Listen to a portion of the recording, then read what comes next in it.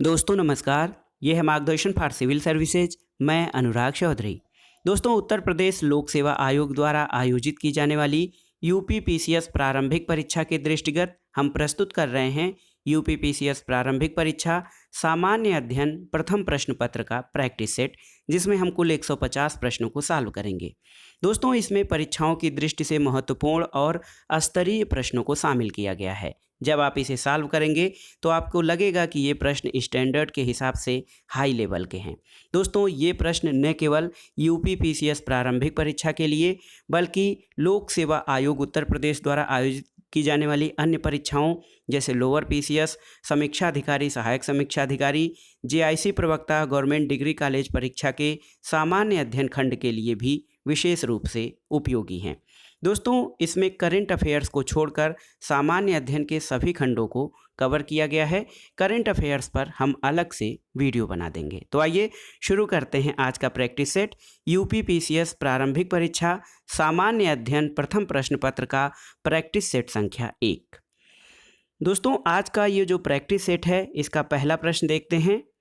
पहला प्रश्न है, पादपों में स्टिग्मैस्टेरॉल, आर्गोस्टेरॉल, साइटोस्टेरॉल आदि विभिन्न प्रकार के स्टेरॉल पाए जाते हैं जो कोलेस्ट्रॉल आदि से अधिक निकट सादृश्यता रखते हैं। इन पादप स्टेरॉल को सामूहिक रूप से क्या कहा जाता है आपको बताना है। तो ऑप्शन है फाइटोस्टेरॉल, कैल्सीफेरॉल, आर्गोकैल्सीफेरॉल या ल्यूमिस्टेरॉल। तो दोस्तों ये प्रश्न देखिए आपके बायोलॉजी से रिलेटेड है। तो सही उत्तर है ऑप्शन ए फाइटोस्टेरॉल। दोस्तों सही उत्तर ऑप्शन ए फाइटोस्टेरॉल। फाइटोस्टेरॉल के अंतर्गत जो है स्टिग्मैस्टेरॉल, आर्गोस्टेरॉल और साइटोस्टेरॉल आते हैं, क्योंकि ये विभिन्न पादपों से ही प्राप्त करके विश्लेषित किए जाते हैं। अगला प्रश्न है दोस्तों, प्राकृतिक रूप से स्वयं न हो पाने की स्थिति में कृत्रिम वीर्य सेचन कराया जाता है। इस प्रक्रिया में निम्नलिखित में से किसको या किनको स्त्री के गर्भाशय में प्रविष्ट कराया जाता है। तो उत्तर है दोस्तों ऑप्शन सी, केवल शुक्राणु। दोस्तों कृत्रिम वीर्य सेचन या जिसको आर्टिफिशियल इंसेमिनेशन कहा जाता है, उस प्रक्रिया में केवल वीर्य अर्थात शुक्राणुओं को ही स्त्री के गर्भाशय में प्रविष्ट कराया जाता है। अगला प्रश्न देखते हैं दोस्तों, ब्रह्मपुत्र और सतलज नदियों पर अंतर्राष्ट्रीय सहयोग के लिए जो है किस एक देश के साथ भारत ने समझौता ज्ञापन पर हस्ताक्षर किए हैं। तो प्रश्न देखिए, ब्रह्मपुत्र और सतलज नदियों पर अंतर्राष्ट्रीय सहयोग के अंतर्गत किस एक देश के साथ भारत ने समझौता ज्ञापन पर हस्ताक्षर किया था। तो सही उत्तर है आपका चीन। दोस्तों ब्रह्मपुत्र और सतलज नदियों पर अंतर्राष्ट्रीय सहयोग के अंतर्गत भारत और चीन ने वर्ष 2013 में समझौता ज्ञापन पर हस्ताक्षर किया था और इसके अंतर्गत दोनों नदियों से संबंधित अंतर्राष्ट्रीय सहयोग का आदान प्रदान किया जाएगा। अगला प्रश्न है, चौथा प्रश्न है, आनुवांशिकतः रूपांतरित यानी जिसको कि जेनेटिकली मॉडिफाइड जो फसल हैं उनके रूपांतरित आनुवांशिक पदार्थ किसके कारण होते हैं आपको बताना है। तो प्रश्न है कि आनुवांशिक रूपांतरित यानी जीएम फसलों में रूपांतरित आनुवांशिक पदार्थ किसके कारण होते हैं। देखिए जो ऑप्शन है, नए लाभदायक डीएनए का आगमन, विद्यमान हानिकारक डीएनए का निष्कासन, आरएनए का आगमन और नए विशेषकों का आगमन। तो इसमें से जो जीएम फसलों में रूपांतरित आनुवांशिक पदार्थों के जो कारण होते हैं उनमें देखिए नए लाभदायक डीएनए का आगमन, विद्यमान हानिकारक डीएनए का निष्कासन और नए विशेषकों का आगमन होता है। तो 1, 2 और 4 यानी ऑप्शन डी आपका सही उत्तर है। अगला प्रश्न है, भारत में निम्नलिखित रेलवे जोन में से किस एक का मुख्यालय माध्य समुद्र तल से अधिकतम ऊंचाई पर स्थित है आपको बताना है। तो सही उत्तर है दोस्तों, निम्नलिखित रेलवे जोन में से दक्षिण पश्चिम रेलवे, देखिए ऑप्शन सी आपका सही उत्तर है। दक्षिण पश्चिम रेलवे का जो है माध्य समुद्र तल से ऊंचाई अधिकतम है। देखिए पूर्व मध्य रेलवे इसका मुख्यालय हाजीपुर में है, ये समुद्र तल से इसकी माध्य ऊंचाई 55 मीटर है। दक्षिण पूर्व रेलवे जो कोलकाता है इसकी 9 मीटर है। और दक्षिण पश्चिम रेलवे हुबली, इसका मुख्यालय है 671 मीटर है। और पश्चिम मध्य रेलवे जो जबलपुर में है 421 मीटर। तो सही उत्तर ऑप्शन सी, दक्षिण पश्चिम रेलवे का मुख्यालय जो है ये माध्य समुद्र तल से अधिकतम ऊंचाई पर है। अगला प्रश्न है, निम्नलिखित कथनों में से कौन सा एक सही है? आपको बताना है ध्वनि का वेग। देखिए दोस्तों, ध्वनि का वेग जो है ये ठोसों में अधिकतम और गैसों में न्यूनतम होता है। ये आपका सही उत्तर है ऑप्शन डी। ध्वनि का वेग, जब आप ध्वनि का वेग पढ़ते हैं तो इसमें आपको पता चलेगा कि दोस्तों ये ठोस में अधिकतम और गैसों में न्यूनतम होता है। अगला प्रश्न देखते हैं, स्टैलेक्टाइट और स्टैलेग्माइट किसके अभिलक्षण हैं? तो ये भूगोल से संबंधित है, भौतिक भूगोल का प्रश्न है। स्टैलेक्टाइट और स्टैलेग्माइट आपको बताना है किसके अभिलक्षण हैं। तो सही उत्तर है ऑप्शन सी, कार्स्ट स्थलाकृति के।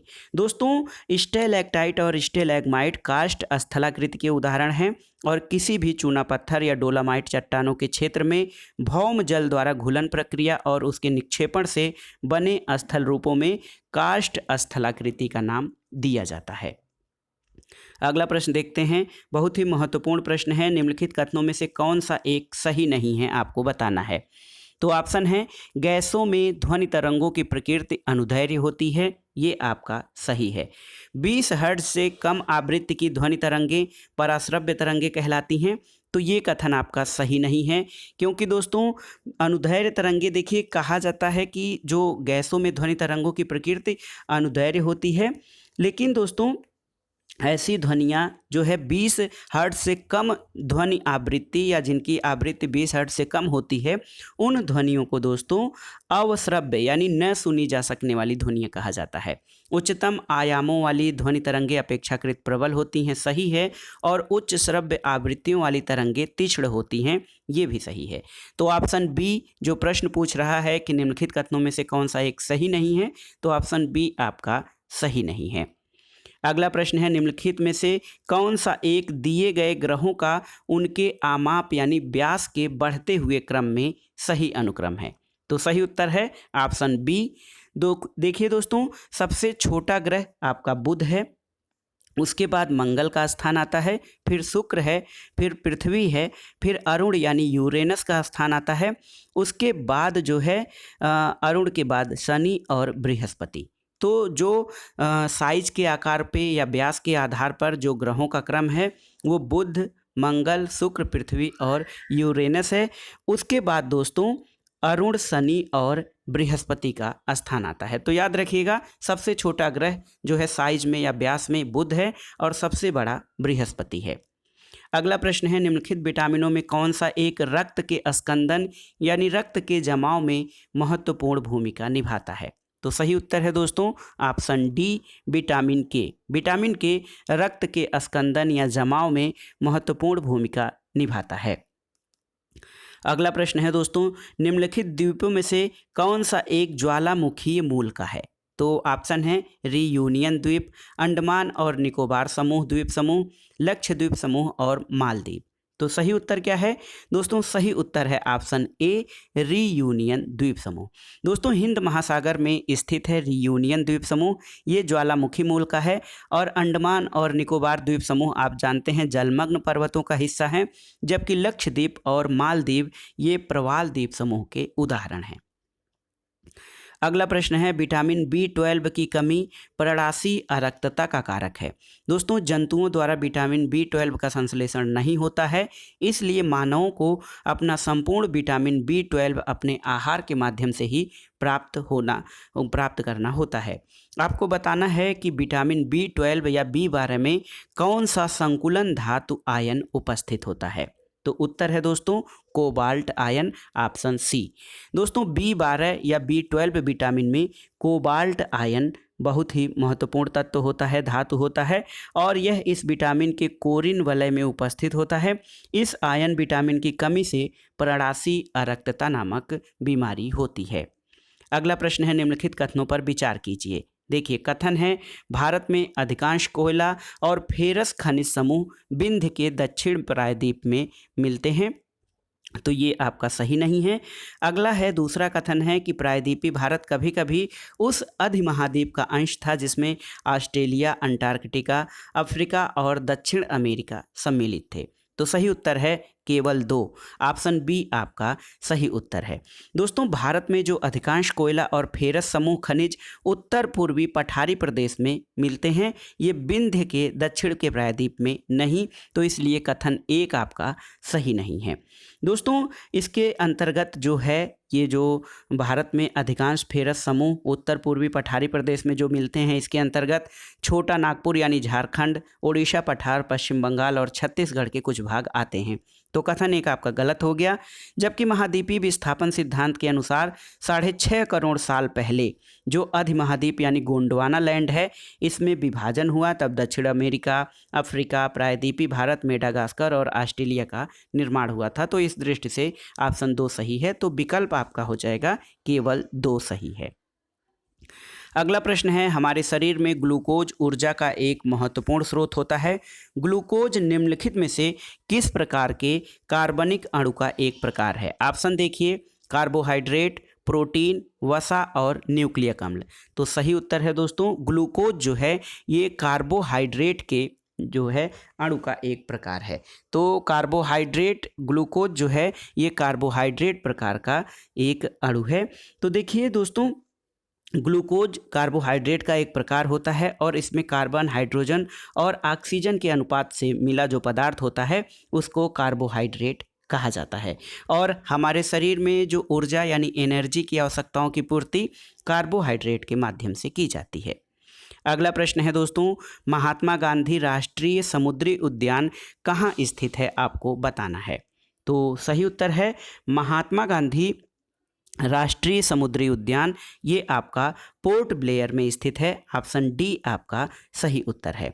दोस्तों, ये पोर्ट ब्लेयर अंडमान द्वीप समूह में स्थित है और ये उद्यान 281.5 वर्ग किलोमीटर के क्षेत्र में विस्तृत है और इसका निर्माण जो है 1983 को किया गया था। अगला प्रश्न है, बायोलॉजी से संबंधित है। कोशिका का समस्त जीवित अंश यानी जीव द्रव्य, जिसको कि प्रोटोप्लाज्म कहा जाता है, ये किससे निर्मित होता है? तो सही उत्तर है जो प्रोटोप्लाज्म या जीव द्रव्य है दोस्तों, इसका निर्माण कोशिका द्रव्य, केंद्रक द्रव्य और अन्य कोशिकांगों से होता है। तो जीव द्रव्य को जीवन का भौतिक आधार माना जाता है और जीव की सारी जैविक क्रियाएं इसी के माध्यम से होती हैं। दोस्तों, जीव द्रव्य या प्रोटोप्लाज्म में कोशिका द्रव्य, केंद्रक द्रव्य और अन्य कोशिकांग उपस्थित होते हैं। अगला प्रश्न है, निम्नलिखित कथनों में से कौन सा सही कथन है? तो सही कथन क्या है? सही कथन है दोस्तों, पहला देखिए, सामान्यतः 3 जनवरी को होने वाले रवि नीच पर पृथ्वी सूर्य के निकटतम होती है, सही है। इसके अलावा कथन 3 जो है कि सामान्यतः 4 जुलाई को होने वाले सूर्योच्च पर पृथ्वी सूर्य से सबसे अधिकतम दूरी पर होती है। तो ये 1 और 3 सही है। इस आधार पर देखिए ऑप्शन सी आपका सही उत्तर हो जाएगा, 1 और 3। अगला प्रश्न है कि निम्नलिखित में से अपने किस योगदान के लिए नॉर्मन बोरलॉग ने नोबेल पुरस्कार जीता था, आपको बताना है। तो सही उत्तर है दोस्तों, अत्यधिक उपज वाली फसलों का विकास। देखिए, अत्यधिक उपज वाली फसलों के विकास में अपने योगदान के लिए Norman Ernest Borlaug, NE Borlaug ने जो है नोबेल पुरस्कार जीता था। इसमें केवल एक ऑप्शन आपका ऑप्शन ए सही हो जाएगा। अगला प्रश्न है दोस्तों, किसी निकट दृष्टि दोष यानी मायोपिया से ग्रस्त व्यक्ति को 1.25 डायोप्टर पावर है, उसके लेंस की फोकस दूरी और स्वरूप क्या होगा? तो सही उत्तर क्या है? सही उत्तर है दोस्तों, उसके लेंस की फोकस दूरी और स्वरूप, फोकस दूरी 80 सेंटीमीटर होगा और ये अवतल लेंस होगा। दोस्तों, निकट दृष्टि दोष से पीड़ित व्यक्ति को अवतल लेंस प्रयोग में दिया जाता है और फोकस दूरी का फार्मूला जो है आप P = 1/f से निकाल सकते हैं। अगला प्रश्न है दोस्तों, निम्नलिखित में से कौन सा एक दीर्घकालीन समुद्र तल परिवर्तन का कारण है? ऑप्शन है वायुमंडलीय विक्षोभ, समुद्र जल घनत्व में परिवर्तन, हिमखंडों का पिघलना या बर्फ चादरों का पिघलना। तो सही उत्तर है दीर्घकालीन समुद्र तल परिवर्तन दोस्तों बर्फ चादरों, जिसको ग्लेशियर्स कहा जाता है, ग्लेशियर के पिघलने के कारण होता है। तो सही उत्तर है ऑप्शन डी, बर्फ चादरों का पिघलना दीर्घकालीन समुद्र जल परिवर्तन का महत्वपूर्ण कारण है। अगला प्रश्न है दोस्तों, 100 ग्राम द्रव्यमान का कोई बर्फ का टुकड़ा 0 डिग्री सेंटीग्रेड पर रखा गया है। 0 डिग्री सेंटीग्रेड पर पिघलने के लिए इसे कितनी ऊष्मा मात्रा की आवश्यकता होगी? बर्फ के पिघलने की गुप्त ऊष्मा का मान 333.6 जूल प्रति ग्राम जब आप लेंगे तो देखिए 100 ग्राम द्रव्यमान का बर्फ का टुकड़ा 0 डिग्री पर रखा गया है और 0 डिग्री पर पिघलने के लिए इसे कितनी ऊष्मा की मात्रा जरूरत होगी? तो दोस्तों नियत ताप पर किसी वस्तु के एकांक द्रव्यमान की अवस्था बदलने के लिए आवश्यक ऊर्जा वस्तु के पदार्थ की गुप्त ऊष्मा कहलाती है। गुप्त ऊष्मा को एल, कैपिटल एल से दर्शाया जाता है। तो दोस्तों एल जो है ऊष्मा इज इक्वल टू द्रव्यमान इंटू गुप्त ऊष्मा, तो 100 इंटू 333.6 यानी 33,360 जूल। 33,360 जूल ऑप्शन सी आपका सही उत्तर हो जाएगा। अगला प्रश्न है, ब्रह्मपुत्र नदी की निम्नलिखित सहायक नदियों पर विचार कीजिए। लोहित, तीस्ता, सुबनसिरी और संकोश। और आपको बताना है उपयुक्त नदियों में पश्चिम से पूर्व की ओर क्रमबद्ध आपको करना है ब्रह्मपुत्र नदी की सहायक नदियों को। ऑप्शन देखिए, लोहित, तीस्ता, सुबनसिरी और संकोश। तो दोस्तों ब्रह्मपुत्र नदी जो है ये भारत में जब प्रवेश करती है तो इसकी अनेक सहायक नदियां हैं, जिसमें दाहिने किनारे से तीस्ता, संकोशी, भारेली, सुबनसिरी और मनास, और बाएं किनारे से दिहांग, लोहित, धनसिरी, कापिली, ये सब प्रमुख सहायक नदियां मिलती हैं। तो देखिए पश्चिम से पूरब की ओर जो सही क्रम हो जाएगा वो आपका तीस्ता, संकोश, उसके बाद सुबनसिरी और लोहित है। तो ऑप्शन ए आपका सही उत्तर हो जाएगा। अगला प्रश्न है दोस्तों, निम्नलिखित हार्मोनों में किस प्रकार का हार्मोन पेप्टाइड श्रृंखला द्वारा निर्मित होता है? आपको बताना है कि कौन सा हार्मोन पेप्टाइड श्रृंखला द्वारा निर्मित होता है। तो सही उत्तर है ऑप्शन सी, इंसुलिन। इंसुलिन दोस्तों ये मानव शरीर में महत्वपूर्ण हार्मोन है जो कि पेप्टाइड श्रृंखला का बना होता है। ये हमारे शरीर में ब्लड ग्लूकोज यानी रुधिर शर्करा की मात्रा का नियमन और नियंत्रण करता है। अगला प्रश्न है, निम्नलिखित में से कौन सा एक दक्षिणी गोलार्ध में पवन का अपनी बाईं ओर विक्षेपित होने का कारण है? तो सही उत्तर है पृथ्वी का घूर्णन। दोस्तों दक्षिणी गोलार्ध में पवन का अपनी बाईं ओर विक्षेपित होने का कारण पृथ्वी का घूर्णन है। और धरातल पर जो हवाएं प्रवाहित होती हैं उनकी दिशा मुख्य रूप से पृथ्वी की घूर्णन गति से निर्धारित होती है। पृथ्वी की घूर्णन गति लगाए गए बल को विक्षेप या कोरियालिस बल के रूप में भी जाना जाता है, और इस विक्षेप बल के कारण उत्तरी गोलार्ध में सभी हवाएं प्रवणता की दिशा में दाईं ओर और दक्षिणी गोलार्ध में बाईं ओर मुड़ जाती हैं, याद रखिएगा। अगला प्रश्न है, निम्नलिखित में से कौन सा एक रासायनिक परिवर्तन का उदाहरण है? देखिए कागज का जलना, नर्म लोहे का चुंबकित होना, जल में शक्कर का घुलना और जल से बर्फ के घनों का बनना। तो सही उत्तर है रासायनिक परिवर्तन का उदाहरण कागज का जलना है। दोस्तों रासायनिक परिवर्तन में क्या होता है कि रासायनिक परिवर्तन जो होता है इसमें जो है पुनः पदार्थ को उत्क्रमणीय नहीं किया जा सकता है, यानी उस पदार्थ को पुनः उसी रूप में नहीं पाया जा सकता है। बर्फ से पानी, पानी से बर्फ बनना ये भौतिक परिवर्तन है, जबकि कागज़ के जलने से कार्बन डाइऑक्साइड बनती है जो कि एक नया पदार्थ है, इसलिए इसे रासायनिक परिवर्तन की श्रेणी में रखा जाएगा। अगला प्रश्न है, किसी चक्रवात अक्ष पर क्या होता है आपको बताना है। तो सही उत्तर है चक्रवात अक्ष पर दोस्तों निर्मल आकाश और न्यूनतम ताप होता है।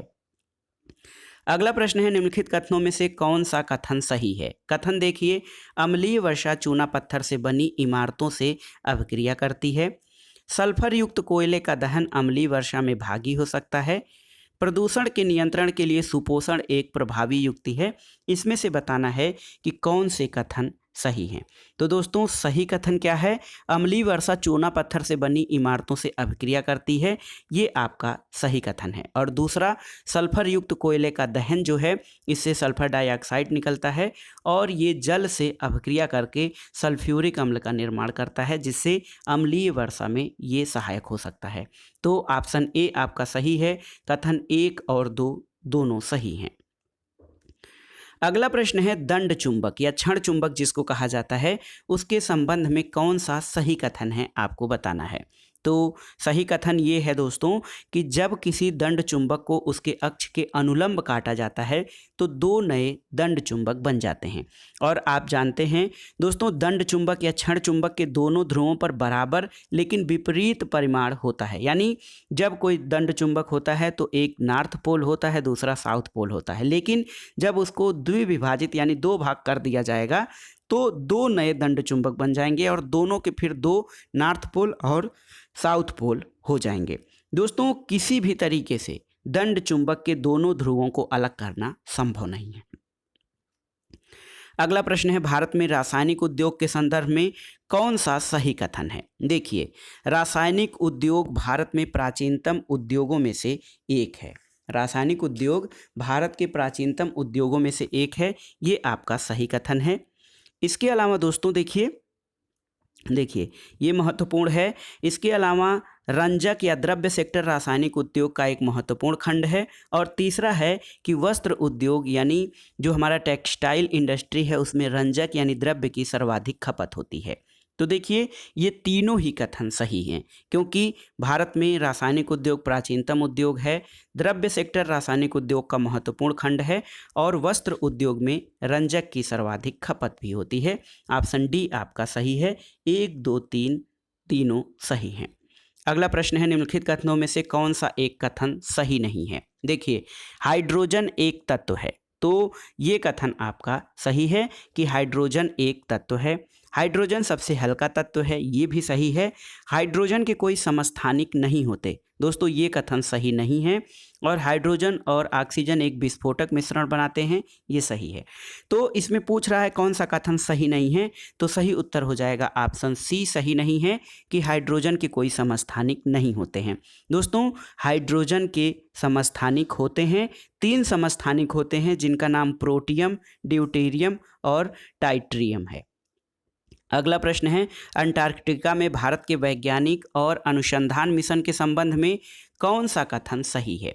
तो देखिए, कथन 1 है दोस्तों कि अंटार्कटिका में पहला वैज्ञानिक बेस स्टेशन दक्षिण गंगोत्री था, ये सही है। दक्षिण गंगोत्री का पूर्ति बेस अब संक्रमण शिविर के रूप में उपयोग होता है, ये भी सही है। और मैत्री स्टेशन वैज्ञानिक गतिविधियों के लिए पूरे वर्ष मानव संचालित रहता है। तो ऑप्शन डी आपका सही है। 1, 2, 3 ये तीनों इसमें सही हैं। दक्षिण गंगोत्री 1983-84 में बना था। अंटार्कटिका में भारत का पहला वैज्ञानिक बेस स्टेशन था। ये मानव रहित कंप्यूटराइज्ड स्टेशन था और 1990 के बाद इसका उपयोग पूर्ति बेस और संक्रमण शिविर के लिए होता है। 1988-89 में मैत्री स्टेशन चालू किया गया और सर्दियों में यहाँ 25 लोगों के रहने की व्यवस्था है। और दोस्तों, यहाँ पर देखिए, ये भारत का नवीनतम बेस 2015 में जो संचालित हुआ वो भारतीय है। अगला प्रश्न देखते हैं, निम्नलिखित कथनों में से कौन सा कथन सही नहीं है, आपको बताना है। विभिन्न तत्वों के परमाणुओं की द्रव्यमान संख्याएं समान हो सकती हैं, ये सही है। किसी तत्व के परमाणु की द्रव्यमान संख्याएं भिन्न भिन्न हो सकती हैं, सही है। और किसी तत्व के सभी परमाणुओं में प्रोटॉनों की संख्या समान होती है, सही है। और किसी तत्व के सभी परमाणुओं में न्यूट्रॉनों की संख्या सदैव समान होगी, ये आपका सही नहीं है। ऑप्शन डी आपका सही नहीं है, इसलिए क्योंकि किसी तत्व के परमाणुओं के पास प्रोटॉन की संख्या समान होती है लेकिन न्यूट्रॉन की संख्या हमेशा समान नहीं होती है, जबकि वो भिन्न होती है। जैसे एक तत्व के समस्थानिक के पास प्रोटॉन की संख्या समान होती है लेकिन न्यूट्रॉन की संख्या अलग अलग होती है। अगला प्रश्न है, घरेलू और औद्योगिक प्रयोजनों के लिए संश्लिष्ट रबर ने प्राकृतिक रबर का स्थान ले लिया है और इसके पीछे निम्नलिखित में से कौन सा एक प्रमुख कारण है? तो सही कारण ये है कि जो सिंथेटिक रबर होता है, संश्लिष्ट रबर, उसके लिए कच्चा माल आसानी से मिल जाता है।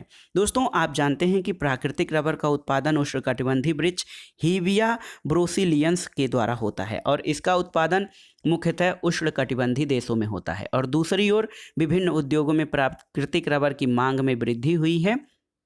तो दोस्तों, रबर का जो है हर जगह इतना ज़्यादा उत्पादन नहीं है। संश्लिष्ट रबर के लिए कच्चा माल जो कि पेट्रोकेमिकल है, ये आसानी से उपलब्ध है, इसलिए विभिन्न उद्योगों में संश्लिष्ट रबर ने प्राकृतिक रबर का स्थान ले लिया है। अगला प्रश्न है, कोई व्यक्ति कंक्रीट की किसी मजबूत दीवार के पास धातु की घंटी बजाता है, वह 0.3 सेकंड के बाद उसकी प्रतिध्वनि सुनता है। यदि ध्वनि 340 मीटर प्रति सेकंड की चाल से गमन करती हो तो उस व्यक्ति से दीवार की दूरी क्या होगी? तो इसको आप फार्मूले के आधार पर सेट कर सकते हैं। दोस्तों, प्रारंभिक ध्वनि के अलावा ध्वनि का किसी परावर्तक सतह से टकराने के बाद जो द्वितीयक ध्वनि सुनाई देती है उसको प्रतिध्वनि या इंग्लिश में इको कहा जाता है। ध्वनि की गति हवा में 320 या 340 मीटर प्रति सेकंड होती है, इसलिए श्रोता से परावर्तक सतह तक जाने और वापस आने में ध्वनि द्वारा तय की गई कुल दूरी चाल गुणे समय। तो ध्वनि स्रोत की सतह से दूरी हो गया हाफ इंटू समय गुणे चाल, तो हाफ 340 इंटू 0.3, तो जब आप इसका गुणा करेंगे तो ये 51 मीटर आ जाएगा। तो सही उत्तर ऑप्शन सी 51 मीटर। अगला प्रश्न है दोस्तों, अफ्रीकी एशियाई पुनरुत्थान विषय पर बांडुंग सम्मेलन 1955 के संदर्भ में कौन सा कथन सही है? तो सही कथन इसमें से दोस्तों सही कथन है 2 और 3। देखिए 2 और 3 आपके सही कथन है, ऑप्शन बी सही उत्तर है। इस सम्मेलन ने या बांडुंग सम्मेलन ने पांचों प्रयोजकों के इस असंतोष को प्रतिबिंबित किया कि एशिया को प्रभावित करने वाले निर्णयों के विषय में उनसे परामर्श करने में पश्चिमी शक्तियों की अनिच्छा है, और ये सम्मेलन चीनी जनवादी गणराज्य और संयुक्त राज्य अमेरिका के बीच तनाव से चिंतित था। तो देखिए यहाँ पर अफ्रीकी एशियाई पुनरुत्थान विषय पर जो बांडुंग सम्मेलन इंडोनेशिया में 1955 में हुआ था। तो दोस्तों यहाँ पर देखा जाए तो अफ्रीका और एशिया के बीच आर्थिक और सांस्कृतिक सहयोग, उपनिवेशवाद का विरोध, गुटनिरपेक्ष आंदोलन का प्रोत्साहन इसके अन्य लक्ष्य थे। अगला प्रश्न देखते हैं दोस्तों, भारत के निम्नलिखित लोकप्रिय पर्वतीय स्थानों को माध्य समुद्र तल से उनकी ऊंचाई के आधार पर क्रमबद्ध कीजिए। ये स्थान है मसूरी, शिमला, ऊटी और दार्जिलिंग। तो देखिए मसूरी की समुद्र तल से दूरी 2006 मीटर है, शिमला की 2205 मीटर है, ऊटी की 2240 मीटर है और दार्जिलिंग की 2050 मीटर। तो देखिए सबसे ऊंचे स्थान पर ऊटी है, यानी 3 सबसे पहले आएगा, उसके बाद 2 आएगा शिमला, फिर आपका आ जाएगा दार्जिलिंग और फिर मसूरी। तो ऑप्शन ए आपका सही उत्तर हो जाएगा। अगला प्रश्न है, निम्नलिखित में से किस पुरातत्वविद ने पूर्व हड़प्पा संस्कृति और परिपक्व हड़प्पा संस्कृति के बीच समानताओं को सर्वप्रथम ज्ञात किया था? तो सही उत्तर है अमलानंद घोष। दोस्तों अमलानंद घोष पुरातत्वविद हैं और इन्होंने सबसे पहले पूर्व हड़प्पा संस्कृति और परिपक्व हड़प्पा संस्कृति के बीच समानताओं को ज्ञात किया था। अगला प्रश्न देखते हैं, निम्नलिखित कथनों पर विचार करिए। पहला कथन है दोस्तों, हिंद स्वराज में महात्मा गांधी ने व्यक्ति और साथ ही समाज के लिए उत्तम जीवन की संकल्पना का निरूपण किया है, सही है। और हिंद स्वराज भारत में औपनिवेशिक राज के विरुद्ध गांधी जी के लंबे संघर्ष से प्राप्त अनुभव का परिणाम था, ये कथन आपका सही नहीं है। देखिए हिंद स्वराज 1909 में महात्मा गांधी द्वारा व्यक्ति और समाज दोनों के उत्तम जीवन की संकल्पना का निरूपण किया था। वे आत्मनियंत्रण की बात करते हैं, लेकिन हिंद स्वराज भारत में औपनिवेशिक राज के विरुद्ध गांधी जी के लंबे संघर्ष से प्राप्त अनुभव का परिणाम नहीं था। तो केवल एक जो है ऑप्शन आपका सही हो जाएगा। अगला प्रश्न बहुत ही महत्वपूर्ण है, राज्य व्यवस्था से संबंधित है। आपको बताना है कि निम्नलिखित में से कौन से संवैधानिक निकाय हैं। देखिए ऑप्शन है राष्ट्रीय अनुसूचित जनजाति आयोग, राष्ट्रीय महिला आयोग, राष्ट्रीय अल्पसंख्यक आयोग और राष्ट्रीय मानव अधिकार आयोग। तो सही उत्तर क्या है दोस्तों? राष्ट्रीय महिला आयोग, इसकी स्थापना 1992 में, राष्ट्रीय अल्पसंख्यक आयोग 1992 में, राष्ट्रीय मानवाधिकार आयोग 1993 में। इनका गठन कानून के माध्यम से या उसके अंतर्गत किया गया है, इसलिए जो राष्ट्रीय महिला आयोग है, अल्पसंख्यक आयोग हैं और मानवाधिकार, ये दोस्तों वैधानिक निकाय हैं। ये तीनों निकाय वैधानिक निकाय हैं, जबकि राष्ट्रीय अनुसूचित जनजाति आयोग अनुच्छेद 338A के द्वारा एक संवैधानिक निकाय है। तो केवल एक ऑप्शन आपका सही उत्तर हो जाएगा। अगला प्रश्न है, एलोरा स्थित कैलाश मंदिर और मामल्लपुरम स्थित शोर मंदिर के बीच कौन सी एक समानता है? तो सही उत्तर है दोस्तों एलोरा का कैलाश मंदिर और मामल्लपुरम में शोर मंदिर दोनों ही ठोस चट्टानों पर उत्कीर्ण किए गए हैं। तो ये आपकी समानता है, ऑप्शन बी आपका सही उत्तर है। अगला प्रश्न है, निम्नलिखित में से किसका राजपूत चित्रण में प्रयोग नहीं किया गया है? कृष्ण की कथाएं, राग और रागिनियां, हमजा के कार्य और बाबर के कार्य। तो दोस्तों, राजपूत चित्रकला शैली में मुख्यतः हिंदू धर्म से संबंधित पौराणिक विषय और श्रृंगारिक चित्रों की अभिव्यक्ति दी गई है। तो इसमें कृष्ण की कथाएं हैं, राग रागिनियां हैं, राधा कृष्ण की लीलाएं हैं, रागमाला है, गीत गोविंद है। इसमें हमजा के कार्य और बाबर के कार्यों को शामिल नहीं किया गया है। तो सही उत्तर है 1 और 2। तो देखिए 1 और 2। तो इसमें दोस्तों देखिए कि जो राजपूत चित्रकला में 3 और 4 किसका चित्रण नहीं किया गया है, आपको बताना है। तो कृष्ण की कथाएं और राग रागिनियों का किया गया है, हमजा के कार्य और बाबर का नहीं किया गया है। तो जहाँ पे नहीं हो वहाँ पे आपको विशेष ध्यान देने की ज़रूरत है। ऑप्शन सी आपका सही उत्तर है 3 और 4, क्योंकि इनका प्रयोग राजपूत चित्रकला के चित्रण में नहीं किया गया है। अगला प्रश्न है, किस एक पंचवर्षीय योजना की उच्च प्राथमिकता मुद्रास्फीति को नियंत्रित करने और आर्थिक स्थिति में स्थिरता लाने की थी? तो सही उत्तर है चौथी पंचवर्षीय योजना 1969 से 74। इसका प्राथमिकता मुद्रास्फीति को नियंत्रित करना और आर्थिक स्थिरता लाना था। अगला प्रश्न है, निम्नलिखित कथनों पर विचार कीजिए। अभिनव गुप्त ने तंत्र लोक नामक एक व्यापक प्रबंध लिखा जो कुल और त्रिक तंत्रों की शिक्षाओं को व्यवस्थित रूप से प्रस्तुत करता है। और दूसरा है, 8वीं शताब्दी के आसपास गुजरात में हरिभद्र शूरी द्वारा लिखित समरैच कहा तकनीकी रूप से कोई तांत्रिक कृति नहीं है, परंतु तांत्रिक विचारों और प्रथाओं से सरोबार है। तो सही उत्तर है, दोनों ही कथन सही हैं। ऑप्शन सी आपका सही उत्तर हो जाएगा। ऑप्शन 1 और 2 दोनों सही हैं। अगला प्रश्न है, अर्थव्यवस्था से फिलिप्स वक्र के बारे में कौन सा कथन सही है, आपको बताना है। तो सही उत्तर है, यह बेरोजगारी और मुद्रास्फीति के बीच प्रतिलोम संबंध को दर्शाता है। और इसके अलावा फिलिप्स वक्र का अधोमुखी ढलवा चक्र सामान्यतः केवल अल्पकाल के लिए ही प्रामाणिक माना जाता है। तो ऑप्शन सी आपका सही उत्तर हो जाएगा। 1 और 2 सही है। अगला प्रश्न है दोस्तों, निम्नलिखित में से कौन से द्रव्यवत या प्रपत्र के उदाहरण हैं? तो इसमें कोषपत्र, क्रेडिट कार्ड, बचत खाते और अल्पावधि जमाएं, खुदरा मूल्य बाजार के जो है म्यूचुअल फंड। तो इसमें से आपको बताना है कि कौन सा है जो द्रव्यवत प्रपत्र के उदाहरण हैं। तो सही उत्तर है दोस्तों 1, 3, 4। ऑप्शन डी आपका सही उत्तर हो जाएगा। ये द्रव्यवत प्रपत्र के उदाहरण हैं। अगला प्रश्न है, निम्नलिखित में से कौन सा एक देश यूरेशियाई आर्थिक संगठन का सदस्य नहीं है? यूरेशियाई आर्थिक संघ का सदस्य कौन सा देश नहीं है? तो सही उत्तर है ऑप्शन डी, उज्बेकिस्तान। दोस्तों, उज्बेकिस्तान जो है ये यूरेशियाई आर्थिक संघ के सदस्य नहीं है। इसकी स्थापना 2014 में हुई थी। 1 जनवरी 2015 से ये प्रभावी हुई थी। अगला प्रश्न है, निम्नलिखित कथनों में से कौन सा एक अर्थशास्त्र में प्रतिरोधी समव्यवहार द्वारा जोखिम के परिहार की तकनीकी के लिए प्रयुक्त होता है? तो सही उत्तर है ऑप्शन बी, हेजिंग करना। दोस्तों, हेजिंग करने का मतलब क्या है? ये जोखिम को कम करने के लिए प्रतिरोधी समव्यवहार का सहारा लेने की तकनीक है। हेजिंग निवेश का एक माध्यम है जिसमें किसी परिसंपत्ति के मूल्य में होने वाले आकस्मिक परिवर्तन को जोखिम को कम किया जाता है। अगला प्रश्न है, भारत के प्रवासी नागरिक की श्रेणी में भारत के नागरिकता अधिनियम में संशोधन द्वारा किस वर्ष प्रविष्ट की गई थी?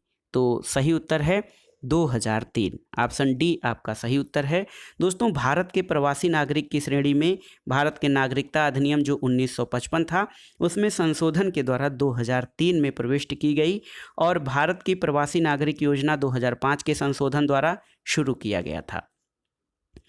अगला प्रश्न है दोस्तों, शिक्षा का अधिकार भारत के संविधान में मूल अधिकारों में किस संशोधन के द्वारा जोड़ा गया? तो आसान सा प्रश्न है। ऑप्शन ए, संविधान के 86वें संविधान संशोधन अधिनियम 2002 के द्वारा शिक्षा के अधिकार को भारत के संविधान के मूल अधिकारों में जोड़ा गया था। अगला प्रश्न है, निम्नलिखित कथनों पर विचार कीजिए। असम प्रांत 1911 में सृजित किया गया था। ये सही है। इसके अलावा वर्ष 1874 में असम के अंतर्गत 11 जिले बंगाल की लेफ्टिनेंट गवर्नरी में से पृथक कर दिए गए और एक चीफ कमिश्नर के अधीन स्वतंत्र प्रशासन के रूप में स्थापित किए गए। ये भी आपका सही है। तो सही उत्तर है ऑप्शन सी, 1 और 2 दोनों आपके सही हैं। अगला प्रश्न है, निम्नलिखित कथनों में से कौन सा एक सही कथन है, आपको बताना है। तो कथन एक है आपका, देखिए, फाहियान का गाओसिंग फाहियान झुआन नामक बौद्ध स्थलों और प्रथाओं का अद्यतन आंखों देखा चीनी विवरण था। ये सही है। यह ग्रंथ लिखते समय फाहियान सिर्फ 25 वर्ष का था। ये सही नहीं है। फाहियान के भारत आने का प्रमुख उद्देश्य उन ग्रंथों को प्राप्त करना था और वापस ले जाना था जिनमें मठ के नियम अंतर्विष्ट थे। तो सही उत्तर 1 और 3 यानी ऑप्शन सी आपका सही उत्तर है। दोस्तों देखिए, ये जो फाहियान था ये गुप्त काल में चंद्रगुप्त द्वितीय के शासनकाल में आया था और इसने भारत के विभिन्न स्थलों का जो है भ्रमण किया था। अगला प्रश्न है, निम्नलिखित कथनों पर विचार कीजिए। रुम्मिनदेई के स्तंभ पर उत्कीर्ण लेख अशोक के धम्म की सुस्पष्ट विवरण देते हैं। तो देखिए, यहाँ पे पहला कथन है कि रुम्मनदेई के स्तंभ पर उत्कीर्ण लेख अशोक के धम्म का सुस्पष्ट विवरण देते हैं। ये आपका सही नहीं है। दूसरा है कि निगली सागर शिलालेख अशोक द्वारा कोड़ गमन स्तूप की यात्रा किए जाने के तथ्य का अभिलेख करता है। तो ये सही है। तो सही उत्तर क्या है दोस्तों, रुम्मनदेई स्तंभ लेख अशोक के द्वारा कर माफी का उल्लेख मिलता है और धम्म की व्याख्या दूसरे और 7वें स्तंभ लेखों में की है। निगली सागर शिलालेख अशोक के द्वारा कोड़ गमन स्तूप की यात्रा किए जाने के तथ्य का उल्लेख करता है। केवल 2 आपका सही कथन है। अगला प्रश्न है, निम्नलिखित कथनों में से कौन सा सही है, आपको बताना है। देखिए, कराधान का भुगतान के सामर्थ्य का सिद्धांत ये मानता है कि लोग करों को जिस राशि का भुगतान करते हैं वह उनकी आय या संपत्ति के सापेक्ष नहीं होनी चाहिए। दूसरा है, कराधान का हित लाभ सिद्धांत ये बताता है कि व्यक्तियों पर कर सरकारी कार्यक्रमों के द्वारा उन्हें मिलने वाले हित लाभ के अनुपात में लगाया जाना चाहिए। और तीसरा है, वर्तमान कर धनी परिवारों से कर का जितना भाग लेता है, निर्धन परिवारों से उसकी अपेक्षा अधिक भाग प्राप्त करता है। इसके अलावा अप्रत्यक्ष करों का लाभ ये है कि वे अपेक्षाकृत सस्ते होते हैं और आसानी से उगाए जाते हैं। तो इसमें आपको बताना है कि कौन से कथन सही हैं। तो दोस्तों, ये जो तीसरा है कि वर्तमान कर धनी परिवारों से कर का जितना भाग लेता है, निर्धन परिवारों से उसकी अपेक्षा अधिक भाग प्राप्त करता है, ये आपका सही नहीं है। इसलिए 1, 2, 4 आपके सही हो जाएंगे, ऑप्शन सी। अगला प्रश्न है, निम्नलिखित कथनों में से कौन सा कथन असत्य है। देखिए, पहला कथन है कि मजदूरी बोर्ड त्रिपक्षीय स्वरूप के होते हैं जिनमें कामगारों, नियोक्ताओं और देखिए स्वतंत्र सदस्यों में प्रतिनिधि होते हैं। दूसरा है, पत्रकारों और गैर पत्रकारों के मजदूरी बोर्डों के सिवाय अन्य सभी मजदूरी बोर्ड सांविधिक स्वरूप के होते हैं। और तीसरा है, द्वितीय राष्ट्रीय श्रम आयोग ने मजदूरी बोर्डों की उपयोगिता के विरुद्ध अनुशंसा की है। तो इसमें आपको बताना है कौन सा कथन असत्य है।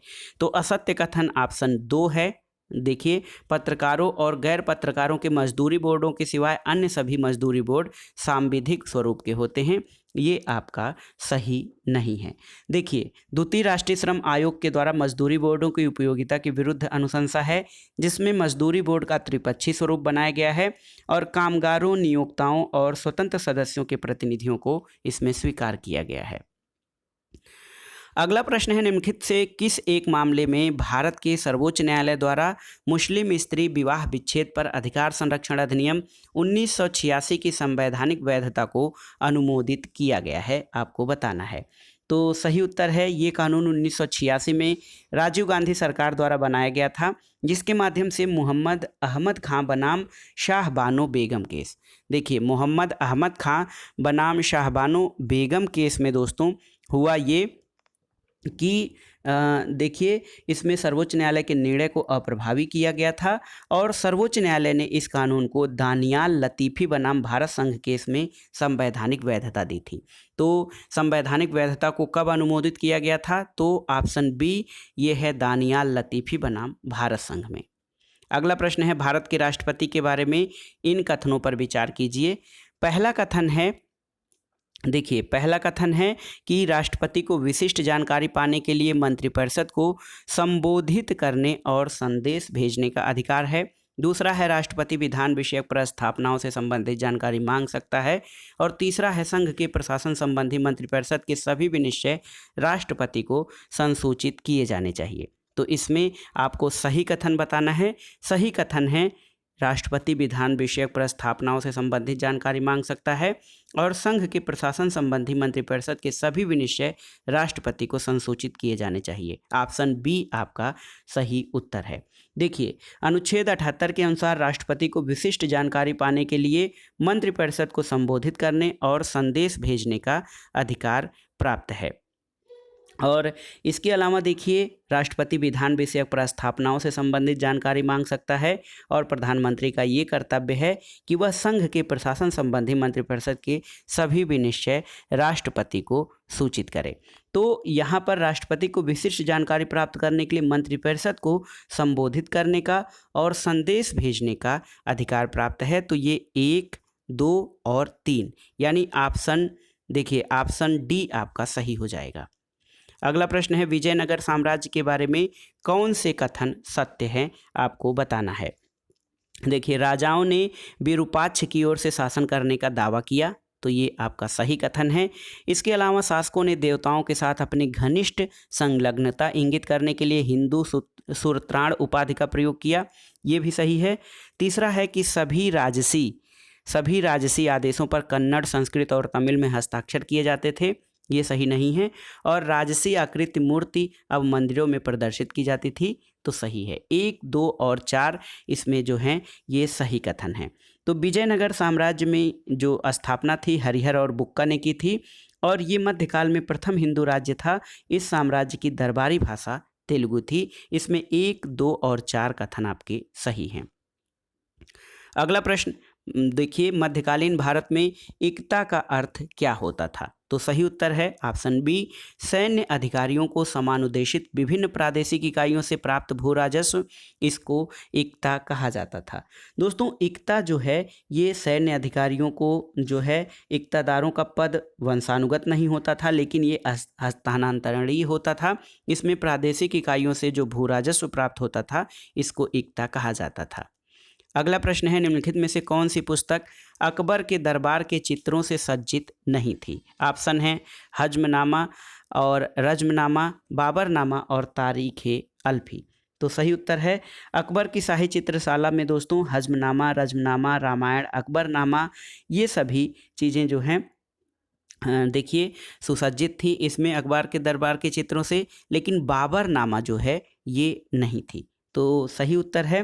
देखिए दोस्तों, हरिश्चंद्र वर्मा की पुस्तक मध्यकालीन भारत में बाबरनामा के चित्रण का भी उल्लेख है, लेकिन इन विकल्पों में से सही उत्तर विकल्प सी होगा। तो हमजानामा, रजमनामा और तारीख-ए-अल्फी इस पुस्तक में अकबर के दरबार के चित्रों से सुसज्जित थी, बाबरनामा नहीं। अगला प्रश्न है दोस्तों, निम्नलिखित में से कौन सी सार्वजनिक वस्तु नहीं है? बिजली, राष्ट्रीय रक्षा, प्रकाश स्तंभ और सार्वजनिक उद्यान। तो सही उत्तर है दोस्तों, सार्वजनिक वस्तु जो है ये अप्रतिस्पर्धा वाली होती है और मूल्य न देने के कारण किसी को इससे वंचित नहीं किया जा सकता है। तो इसमें देखिए बिजली जो है ये सार्वजनिक वस्तु के अंतर्गत नहीं आती है। अगला प्रश्न है, कौन सा एक राष्ट्रीय उच्चतर शिक्षा अभियान यानी RUSA का उद्देश्य नहीं है? तो उत्तर है निजी शिक्षा संस्थानों की समग्र गुणवत्ता को बेहतर बनाना, ये राष्ट्रीय उच्चतर शिक्षा अभियान का उद्देश्य नहीं है। जबकि देखिए राज्य की शिक्षण संस्थाओं की गुणवत्ता में सुधार, उच्चतर प्रणाली शिक्षा में परिवर्तनकारी सुधार और शीघ्र और नवप्रवर्तनीय हेतु स्वयं को समर्पित करने के लिए जो है सामर्थ्यकारी माहौल बनाने का जो निर्माण है वो राष्ट्रीय उच्चतर शिक्षा अभियान का उद्देश्य है। अगला प्रश्न है, कौन सा एक द्वितीय पंचवर्षीय योजना जो 1956-57 से 1961-60-61 के उद्देश्यों में से सही नहीं है? तो सही उत्तर है खाद्यान्नों में आत्मनिर्भरता प्राप्त करना और उद्योग और निर्यात की ज़रूरतों को पूरा करना। दोस्तों, द्वितीय पंचवर्षीय योजना का लक्ष्य जो है ये मुख्य लक्ष्य इसका औद्योगिकरण पर था। तो याद रखिएगा, द्वितीय पंचवर्षीय योजना का उद्देश्य औद्योगिकरण था। अगला प्रश्न है, भारत में निवारक निरोध के बारे में कौन सा कथन सही है? तो सही कथन आपको बताना है। सही कथन ये है कि निरुद्ध व्यक्ति को निरोधादेश को इस आधार पर चुनौती देने का अधिकार है कि जब निरोधादेश पारित किया गया था तो वह उससे पहले ही जेल में था। तो देखिए, ये है कि भारतीय संविधान में अनुच्छेद 22 में निवारक निरोध के संबंध में जो वर्णन है, अनुच्छेद 22(3) कहता है कि 24 घंटे की गिरफ्तारी के बाद जमानत संबंधी प्रावधान निवारक निरोध के तहत गिरफ्तार व्यक्ति पर लागू नहीं होती। तो यहाँ पर देखिए जो है केवल 2 आपका ऑप्शन ये सही है। अगला प्रश्न है, राष्ट्रीय बाल नीति 2013 कितनी आयु से नीचे के प्रत्येक व्यक्ति को बालक मानती है? तो दोस्तों, राष्ट्रीय बाल नीति 2013 ये 26 अप्रैल 2013 को इंगित हुआ था या अधिनियमित हुआ था। इसमें 18 वर्ष से कम उम्र के प्रत्येक व्यक्ति को बालक माना जाता है। तो याद रखिएगा, राष्ट्रीय बाल नीति 2013 में 18 वर्ष के से कम आयु के लोगों को बालक माना जाता है। अगला प्रश्न है कि लोकसभा का कोई सदस्य सदन का सदस्य बने रहने से निरहरित नहीं हो जाता यदि वह सदस्य। तो दोस्तों, इसमें आपको बताना है कि लोकसभा का कोई सदस्य कब अपने पद से निरहरित नहीं होता है। तो देखिए, इसमें आपके जो उत्तर हो जाएंगे वो ये है कि लोकसभा सदस्य जिस राजनीतिक दल से सदन में निर्वाचित हुआ था उससे निष्कासित कर दिया गया हो। तो यदि कोई लोकसभा सदस्य जिस राजनीतिक दल से सदन में निर्वाचित हुआ है उससे निष्कासित कर दिया गया हो, तो ऐसा नहीं है कि वो लोकसभा की सदस्यता से डिस्क्वालीफाई कर दिया जाएगा। अगला प्रश्न है, निम्नलिखित में से कौन सा एक बेटी बचाओ बेटी पढ़ाओ अभियान का मॉनिटर किया जाने वाला लक्ष्य नहीं है? तो ये लक्ष्य ये नहीं है कि 2020 तक माध्यमिक शिक्षा में 100% बालिकाओं का नामांकन। तो सही उत्तर है दोस्तों, 2020 तक माध्यमिक शिक्षा में 100% बालिकाओं का नामांकन प्राप्त करना बेटी बचाओ बेटी पढ़ाओ अभियान का मॉनिटर किया जाने वाला लक्ष्य नहीं है। दोस्तों, ये जो लक्ष्य है बेटी बचाओ बेटी पढ़ाओ अभियान का, बालिकाओं के लिंगानुपात में वृद्धि करना है। अगला प्रश्न है, निम्नलिखित भाषाओं में से किस एक को भारत के संविधान की 8वीं सूची में मान्यता नहीं दी गई है? आपको बताना है। सही उत्तर है दोस्तों, देखिए सही उत्तर है आपका ऑप्शन ए, अंग्रेजी। देखिए, बहुत ही महत्वपूर्ण है, 8वीं अनुसूची में संविधान द्वारा मान्यता प्राप्त 22 प्रादेशिक भाषाओं का उल्लेख है और प्रारंभ में 14 भाषाएं थी, बाद में और भी भाषाएं जोड़ी गई हैं, इसमें अंग्रेजी शामिल नहीं है। अगला प्रश्न, विटामिन और रोग के निम्नलिखित युग्मों में से कौन सा सही सुमेलित है? विटामिन ए, दोस्तों विटामिन ए की कमी से रिकेट्स, विटामिन बी की कमी से बेरी, विटामिन सी की कमी से स्कर्वी। तो यहाँ पर देखिए, विटामिन ए की कमी से रिकेट्स नहीं होता है, जबकि देखिए विटामिन B1 की कमी से बेरी और विटामिन सी की कमी से स्कर्वी होता है। रिकेट्स जो है वो विटामिन डी की कमी से होता है। तो ऑप्शन 2 और 3 आपके सही सुमेलित हैं, ऑप्शन बी आपका सही उत्तर हो जाएगा। अगला प्रश्न है, हजारा राम मंदिर किस राज्य में स्थित था?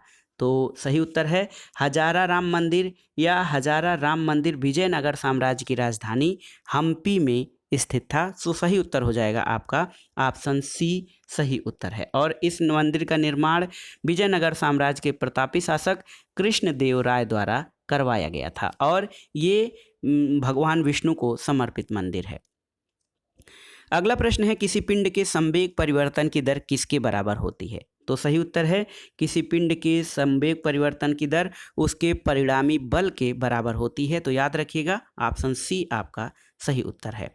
अगला प्रश्न है, देखिए 2री शताब्दी ईसा पूर्व में संकल्पित लेखों के बारे में कुछ कथन हैं, उनके बारे में विचार कीजिए। देखिए, उनमें धार्मिक संस्थाओं को दिए गए उपहारों का उल्लेख है, सही है। वे एक व्यक्ति के कार्य के सराहनीय परिणामों का अन्य व्यक्ति में अन्यारोपण होने के विचार के बारे में बताते हैं, ये भी सही है। तो सही उत्तर है दोस्तों ऑप्शन 1 और 2 दोनों सही हैं, विकल्प सी आपका सही उत्तर है। अगला प्रश्न है, किसी गर्म आतप दिवस के बाद लोग छतों पर जल छिड़कते हैं, क्यों?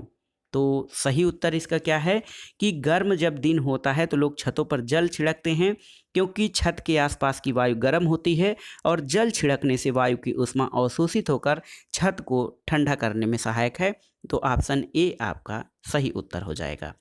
अगला प्रश्न है, हृदय वाहिका रोग और उच्च रक्तचाप यानी अति रक्तदाब के खतरों का सामना कर रहे व्यक्तियों के संदर्भ में कौन सा एक अच्छा कोलेस्ट्रॉल माना जाता है?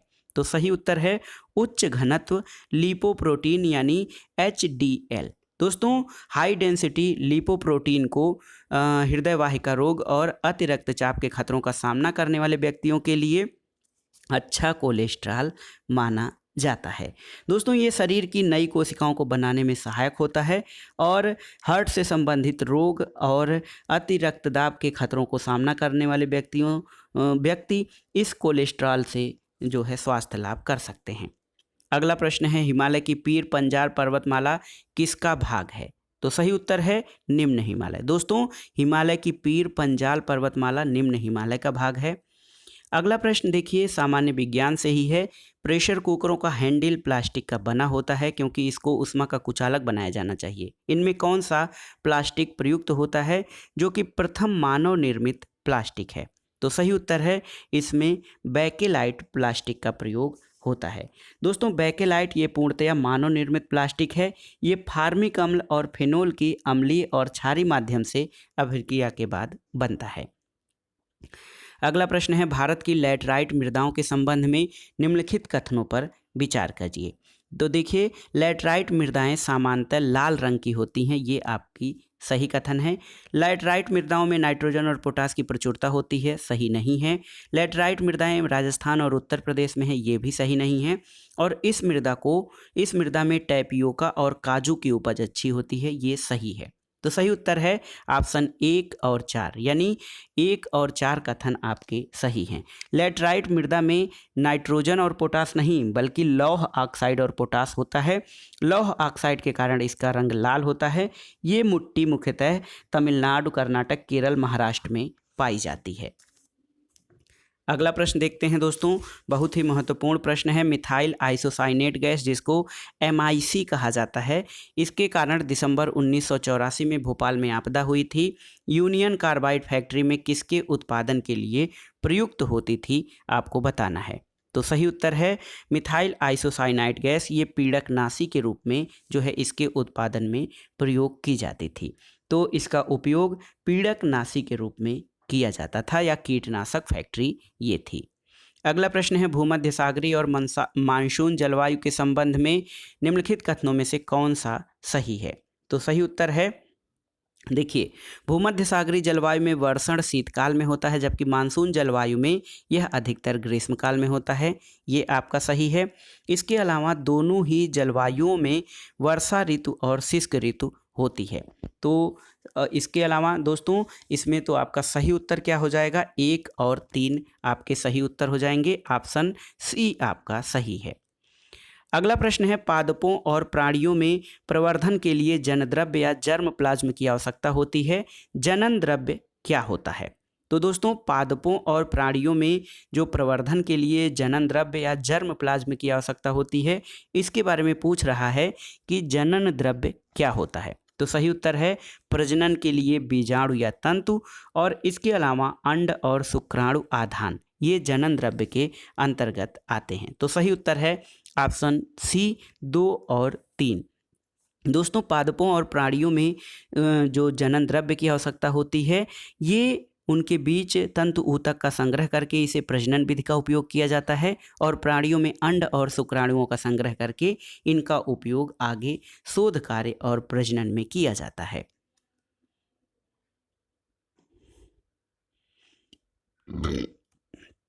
अगला प्रश्न है, डेंगू विषाणु किसके द्वारा रोगी के रक्त में पट्टिकाणु यानी प्लेटलेट्स गणना को कम करने के लिए जाना जाता है?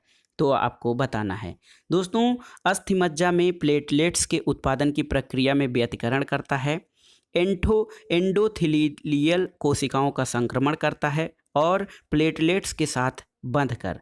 तो सही उत्तर है 1, 2, 3। दोस्तों जो डेंगू विषाणु है वो प्लेटलेट्स की गणना को कम करता है, अस्थिमज्जा में प्लेटलेट्स उत्पादन प्रक्रिया में बाधा डालता है, एंडोथेलियल कोशिकाओं में संक्रमण करता है, और पट्टिकाओं के साथ बंधकर या सीधा बंधकर भी इन्हें नष्ट करता है। अगला प्रश्न सामान्य विज्ञान से आसान सा प्रश्न है, यांत्रिक ऊर्जा का यसाई मात्रक क्या होता है? तो सही उत्तर है जूल। दोस्तों यांत्रिक ऊर्जा या मैकेनिकल एनर्जी का यसाई मात्रक जूल होता है। अगला प्रश्न है, दो निकाय तापीय साम्य में कहे जाते हैं यदि और केवल यदि। तो आपको बताना है कि जब दो निकाय या दो सिस्टम तापीय साम्य में कब कहे जाते हैं, तो सही उत्तर है जब उनके बीच कोई ऊष्मा प्रवाह न हो। तो दोस्तों, दो निकायों में ऊष्मीय संपर्क में जब लाया जाए, उनके बीच ऊष्मा का जो प्रवाह नहीं होता है तो उनको तापीय साम्य की अवस्था में कहा जाता है। अगला प्रश्न है, निम्नलिखित में से कौन सा अंतरण भुगतान के उदाहरण है? ऑप्शन है देखिए, बेरोजगारी भत्ता, वेतन का भुगतान, सामाजिक सुरक्षा भुगतान और वृद्धावस्था पेंशन। तो सही उत्तर है दोस्तों इनमें से कोई नहीं। जो है अंतरण भुगतान के उदाहरण कौन हैं? तो दोस्तों, अंतरण भुगतान का मतलब ऐसा भुगतान जो बिना किसी सेवा या वस्तु के विनिमय के बदले किया जाता है। और इसके अंतर्गत देखिए, कल्याण, सहायता, सामाजिक सुरक्षा और सब्सिडी। कल्याण, सहायता, सामाजिक सुरक्षा और बेरोजगारी भत्ता। तो ये 1 2 3 देखिए 1 2 सॉरी, ये कह रहे हैं अंतरण भुगतान का मतलब ये होता है कि जो बिना किसी सेवा या वस्तु के विनिमय के बदले किया जाता है, ये सरकार द्वारा किया जाता है। इसके अंतर्गत देखिए कल्याण, सहायता, सामाजिक सुरक्षा और सब्सिडी। तो सामाजिक सुरक्षा, वृद्धावस्था पेंशन और बेरोजगारी भत्ता 1 3 4। दोस्तों, इनमें से देखा जाए तो कोई 1 3 4 ऑप्शन नहीं है, तो ऑप्शन डी आपका सही उत्तर हो जाएगा। अगला प्रश्न है, जर्मन सिल्वर का उपयोग सजावटी वस्तुओं, आभूषणों आदि के बनाने में होता है। इसको यह नाम देने का कारण क्या है? तो सही उत्तर है दोस्तों, जर्मन सिल्वर जो है ये कॉपर यानी तांबा, जिंक और निकिल की एक मिश्र धातु होती है। आपको जानकारी के लिए बता दें कि जो जर्मन सिल्वर है इसमें सिल्वर नहीं होता है, बल्कि ये तांबा, जिंक और निकिल की एक मिश्र धातु होती है और ये चांदी जैसा दिखता है, इसके कारण इसका नाम जर्मन सिल्वर पड़ा है। तो सही उत्तर इसमें से क्या है कि ये देखने में चांदी जैसी होती है। अगला प्रश्न है, सिख संघ के 12 राज्यों को क्या कहा जाता था? आपको बताना है। तो सही उत्तर है सिख संघ के 12 राज्यों के संघ को मिसल कहा जाता था और मिसलों का संविधान बिल्कुल सरल था। मिसल के सरदार के नीचे पट्टीदार होते थे जो अपने अनुयायियों के भरण पोषण के लिए सरदार के साथ गांव और भूमि का प्रबंध करते थे। अगला प्रश्न है, निम्नलिखित कथनों में से कौन सा सही कथन है? आपको बताना है नीचे दिए गए कूट का प्रयोग करके। तो देखिए, समान सिविल संहिता आदर्श भारत के संविधान के अनुच्छेद 44 में वर्णित किया गया है, सही है। कुछ विषयों में भारत के उच्च न्यायालयों को सर्वोच्च न्यायालय से अधिक विस्तृत शक्तियां दी गई हैं। इसके अलावा दोस्तों, भारत का सर्वोच्च न्यायालय देखिए देश के लिए प्रथम पूर्ण रूप से स्वतंत्र न्यायालय भारत के संविधान के अधीन वर्ष 1950 में स्थापित किया गया। तो सही उत्तर आपका हो जाएगा ऑप्शन ए, 1 2 3 सभी सही हैं। अगला प्रश्न है, निम्नलिखित में से भारत के संविधान के किस अनुच्छेद या अनुसूची का संबंध स्वशासी जिला परिषदों से है? तो सही उत्तर है छठी अनुसूची। दोस्तों, छठी अनुसूची इसमें असम, मेघालय, त्रिपुरा, मिजोरम राज्यों के जनजाति क्षेत्रों के स्वशासी जिला परिषदों के प्रशासन के संबंध में उपबंध शामिल किया गया है।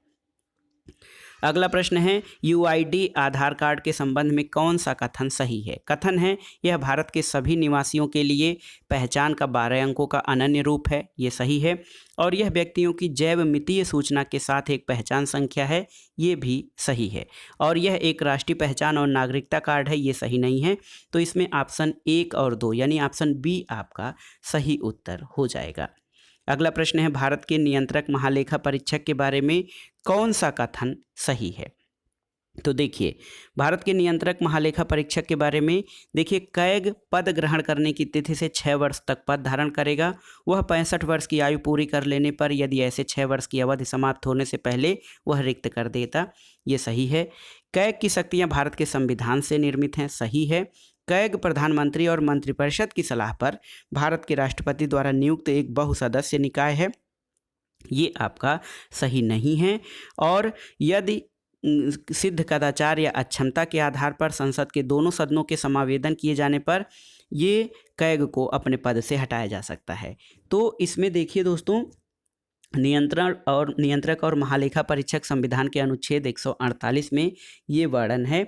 और इसमें देखिए, केंद्र और राज्य सरकारों के विभागों और उनके द्वारा नियंत्रित संस्थानों के आय व्यय की जांच करता है। और सब कथन तो सही हैं, लेकिन ये जो ऑप्शन कथन 3 है ये सही नहीं है। तो इसलिए 1 2 और 4 ऑप्शन ए आपका सही उत्तर हो जाएगा। अगला प्रश्न है, अनुसूचित जनजाति और अन्य पारंपरिक वनवासी वन अधिकारों की मान्यता अधिनियम 2006 के संबंध में कौन सा कथन सही है? तो इसमें आपको बताना है दोस्तों कि कौन सा कथन सही है। तो सही उत्तर है, देखिए, अधिनियम को कार्यान्वित करने का भार जो है संघ राज्य क्षेत्र सरकारों के स्तर पर होता है। इसके अलावा देखिए, यह अधिनियम वनवासी, अनुसूचित जनजातियों और अन्य पारंपरिक वनवासियों को कुछ वन अधिकारों की मान्यता देता है और उसमें निहित करता है। कथन 1 में जो कह रहे हैं कि ये जो है कथन 1 जो है आपका सही नहीं है। कथन 2 और 3 ऑप्शन बी आपका सही उत्तर है।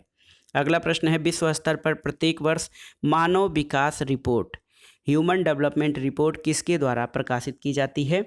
तो सही उत्तर है दोस्तों UNDP, संयुक्त राष्ट्र विकास कार्यक्रम द्वारा ये प्रतिवर्ष मानव विकास रिपोर्ट जारी की जाती है। अगला प्रश्न है, गुप्त शासकों के सिक्कों के बारे में कौन सा कथन सही है, आपको बताना है। तो सही उत्तर है, मुख भाग पर सामान्यतः राजा का चित्र और पृष्ठ भाग पर किसी देवता की प्रतिमा या कथानक रूढ़ होती थी। ये कथन गुप्त शासकों के सिक्कों के बारे में सही है। अगला प्रश्न है, निम्नलिखित में से कौन विश्व खाद्य पुरस्कार 2018 के विजेता थे? तो ये प्रश्न पुराना है। डॉक्टर लॉरेंस हैडाड और डेविड नाबैरो ये विश्व खाद्य पुरस्कार 2018 के विजेता हैं। आपको बताना है 2020 के विश्व खाद्य पुरस्कार किसे दिए गए हैं। अगला प्रश्न है, प्रारंभिक भारत में अग्रहार क्या था? तो सही उत्तर है, अग्रहार वह भूमि होती थी जो ब्राह्मणों को अनुदान में दी जाती थी। तो सही उत्तर है, अग्रहार जो था इसको अग्रहारम या अग्रहार कहा जाता था, जिसके वासी पूरी तरह से ब्राह्मण हो, और ये विभिन्न जाति वाले गांवों के उस भाग को भी अग्रहारम कहा जाता था जिसमें ब्राह्मण रहते थे। अगला प्रश्न है, भारत के सर्वोच्च न्यायालय की संवैधानिक न्यायपीठ के निम्नलिखित में से किस एक निर्णय में मृत्युदंड अधिनिर्णित करने के लिए विरलों में विरलतम के सिद्धांत को पहली बार अधिकथित किया गया था? तो सही उत्तर है, बचन सिंह बनाम पंजाब राज्य 1980। दोस्तों, बचन सिंह बनाम पंजाब राज्य में जो है ये 11 जजों की संवैधानिक न्यायपीठ ने इसमें मृत्युदंड अधिनिर्णित करने के लिए विरलों में विरलतम सिद्धांत का प्रतिपादन किया था, और इसमें उन कारकों पर विचार करना जरूरी है जो अपराध की बर्बरता को बढ़ाते हैं या घटाते हैं। अगला प्रश्न देखिए, बहुत ही महत्वपूर्ण है, शिशु, किशोर और तरुण किसकी योजनाएं हैं? तो सही उत्तर है, मुद्रा योजना की। मुद्रा, जिसको कि micro unit development and refinance agency limited कहा जाता है, इसमें शिशु, किशोर और तरुण योजनाएं हैं। ये प्रधानमंत्री मुद्रा योजना के तहत एक भारतीय योजना है जिसकी शुरुआत भारत के प्रधानमंत्री नरेंद्र मोदी द्वारा 2015 में की गई थी। दोस्तों, मुद्रा योजना का प्रारंभ 2015 में किया गया था और इसमें ये व्यवस्था की गई, शिशु, किशोर और तरुण श्रेणियों के विकास और वृद्धि के लिए ऋण देने की व्यवस्था की गई थी। अगला प्रश्न है, भारत के संविधान के अनुसार प्रतिषेध रिट किस आदेश से संबंधित है, आपको बताना है। तो न्यायिक और न्यायाधिकल्प प्राधिकारी के खिलाफ दिया गया आदेश, और इसके अलावा दोस्तों अवर न्यायालय को किसी विशिष्ट मामले में जहां उसे विचार करने की अधिकारता नहीं है, कार्रवाई करने से रोकना। तो सही उत्तर है, ये है 1 और 2। दोस्तों, जब अधीनस्थ न्यायालय या अधिकरण अपने अधिकार क्षेत्र का अतिक्रमण करके मुकदमे की सुनवाई करती है या प्राकृतिक न्याय के नियमों के विरुद्ध कार्य करती है तो उसके खिलाफ प्रतिषेध रिट जारी किया जाता है, और जो है इस रिट का उद्देश्य अधीनस्थ न्यायालयों के द्वारा की गई न्यायिक त्रुटियों को ठीक करना होता है। अगला प्रश्न है, निम्नलिखित कथनों पर विचार कीजिए और इसमें से सही कथन चुनना है। दोस्तों, भारत के राष्ट्रपति को लोकसभा के अध्यक्ष को नियुक्त करने और हटाने की शक्ति प्राप्त होगी, ये सही नहीं है।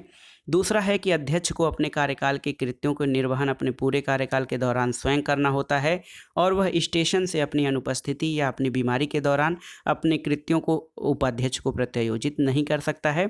तो इसमें दोस्तों दोनों ही कथन आपके लिए सही नहीं है, तो इसमें हो जाएगा, देखिए, न तो 1 और न 2। आप जानते हैं कि जो लोकसभा अध्यक्ष है दोस्तों, संसद में निम्न सदन यानी लोकसभा का सभापति होता है, और उसका निर्वाचन लोकसभा चुनाव के बाद लोकसभा की प्रथम बैठक में किया जाता है। वो 5 वर्ष के लिए चुना जाता है संसद सदस्यों द्वारा, और लोकसभा विघटित होने के बाद भी नई लोकसभा के गठन के उपरांत उसकी प्रथम बैठक तक अपने पद पर बना रहता है, और उसकी अनुपस्थिति में जो उप अध्यक्ष होता है, उपाध्यक्ष होता है, उसकी जिम्मेदारी करता है। अगला प्रश्न है, निम्नलिखित में से कौन सा एक प्रयाग प्रशस्ति में वर्णित समुद्रगुप्त का गुण नहीं था? तो सही उत्तर है निपुण मूर्तिकार। दोस्तों, प्रयाग प्रशस्ति में समुद्रगुप्त को तीक्ष्ण और परिष्कृत बुद्धि, उत्कृष्ट संगीत प्रस्तुति और प्रतिभाशाली काव्य निपुणता माना गया है, और उसको दोस्तों उसकी काव्य और संगीत निपुणता के कारण उसको कविराज की उपाधि दी गई है। अगला प्रश्न है दोस्तों, द्वितीय प्रशासनिक सुधार आयोग 2005 किससे संबंधित था? आपको बताना है। तो सही उत्तर है उत्तम शासन के लिए संस्थानिक व्यवस्था में सुधार। दोस्तों, 2005 में एम वीरप्पा मोइली की अध्यक्षता में द्वितीय प्रशासनिक सुधार आयोग गठित हुआ था। इसमें जो है उत्तम शासन के लिए सांस्थानिक व्यवस्था में सुधार की अनुशंसाएं की गई थी। अगला प्रश्न है, कामंदक के नीति सार का योगदान किस विषय में है? तो सही उत्तर कामंदक के नीति सार का जो उद्देश्य है वो राजनीति और नैतिकता से संबंधित है। अगला प्रश्न है जो है प्राचीन ग्रंथों से संबंधित है। भास्कराचार्य का लीलावती किस विषय का मानक मूल ग्रंथ है? तो दोस्तों, लीलावती जो है ये गणितज्ञ भास्कराचार्य द्वारा रचित है। ये गणित और खगोल शास्त्र का प्राचीन ग्रंथ है। अगला प्रश्न है, मुख्य धारा अर्थशास्त्र में प्रयुक्त होने वाली दक्षता की संकल्पना के बारे में कौन से कथन सही हैं? तो सही उत्तर है परेटो दक्षता, परेटो इष्टतमता और विनियोजी दक्षता सभी अनिवार्य रूप से एक ही चीज़ हैं जो संसाधन विनिधान में दक्षता दोषित करती हैं।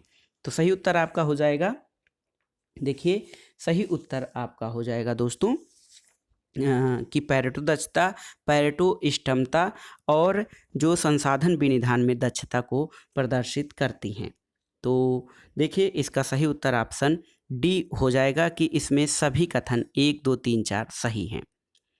अगला प्रश्न है दोस्तों, भारत प्रशांत द्वीप सहयोग मंच यानी फिपिक का प्रथम शिखर सम्मेलन कहाँ हुआ था? आपको बताना है। तो सही उत्तर क्या है दोस्तों? देखिए, भारत प्रशांत द्वीप सहयोग मंच का प्रथम सम्मेलन जयपुर में हुआ था, और ये बहुत ही महत्वपूर्ण सम्मेलन है दोस्तों। ये दोस्तों forum for India Pacific island cooperation, ये जयपुर राजस्थान में इसकी बैठक हुई थी। अगला प्रश्न राज्य व्यवस्था से है। राज्यसभा के बारे में कौन सा कथन सही है? तो दोस्तों, राज्यसभा के बारे में जो कथन सही है, अधिकतम संख्या इसके सदस्यों की 250 है। राज्यसभा में 238 सदस्य राज्यों और संघ राज्य क्षेत्रों से अप्रत्यक्ष रूप से निर्वाचित होते हैं, ये भी सही है।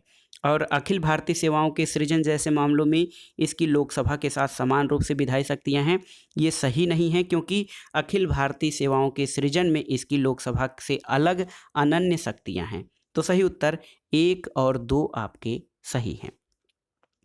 अगला प्रश्न है, निम्नलिखित में से भारत के कौन से प्रधानमंत्री अविश्वास मत से पराजित हुए थे? मोरारजी देसाई, विश्वनाथ प्रताप सिंह, एच.डी. देवगौड़ा और अटल बिहारी वाजपेयी। तो सही उत्तर है भारत में 3 प्रधानमंत्रियों के विरुद्ध अविश्वास प्रस्ताव पास किया गया है। बीपी सिंह यानी विश्वनाथ प्रताप सिंह, एच.डी. देवगौड़ा और अटल बिहारी वाजपेयी। तो सही उत्तर है देखिए एच.डी. देवगौड़ा, विश्वनाथ प्रताप सिंह और अटल बिहारी वाजपेयी। तो 2, 3, 4 सही उत्तर ऑप्शन सी हो जाएगा आपका। 2, 3, 4 ये 3 प्रधानमंत्री हैं जो अविश्वास मत से पराजित हुए थे। अगला प्रश्न है, भारत के राष्ट्रपति के पद से संबंधित कौन सा कथन सही है?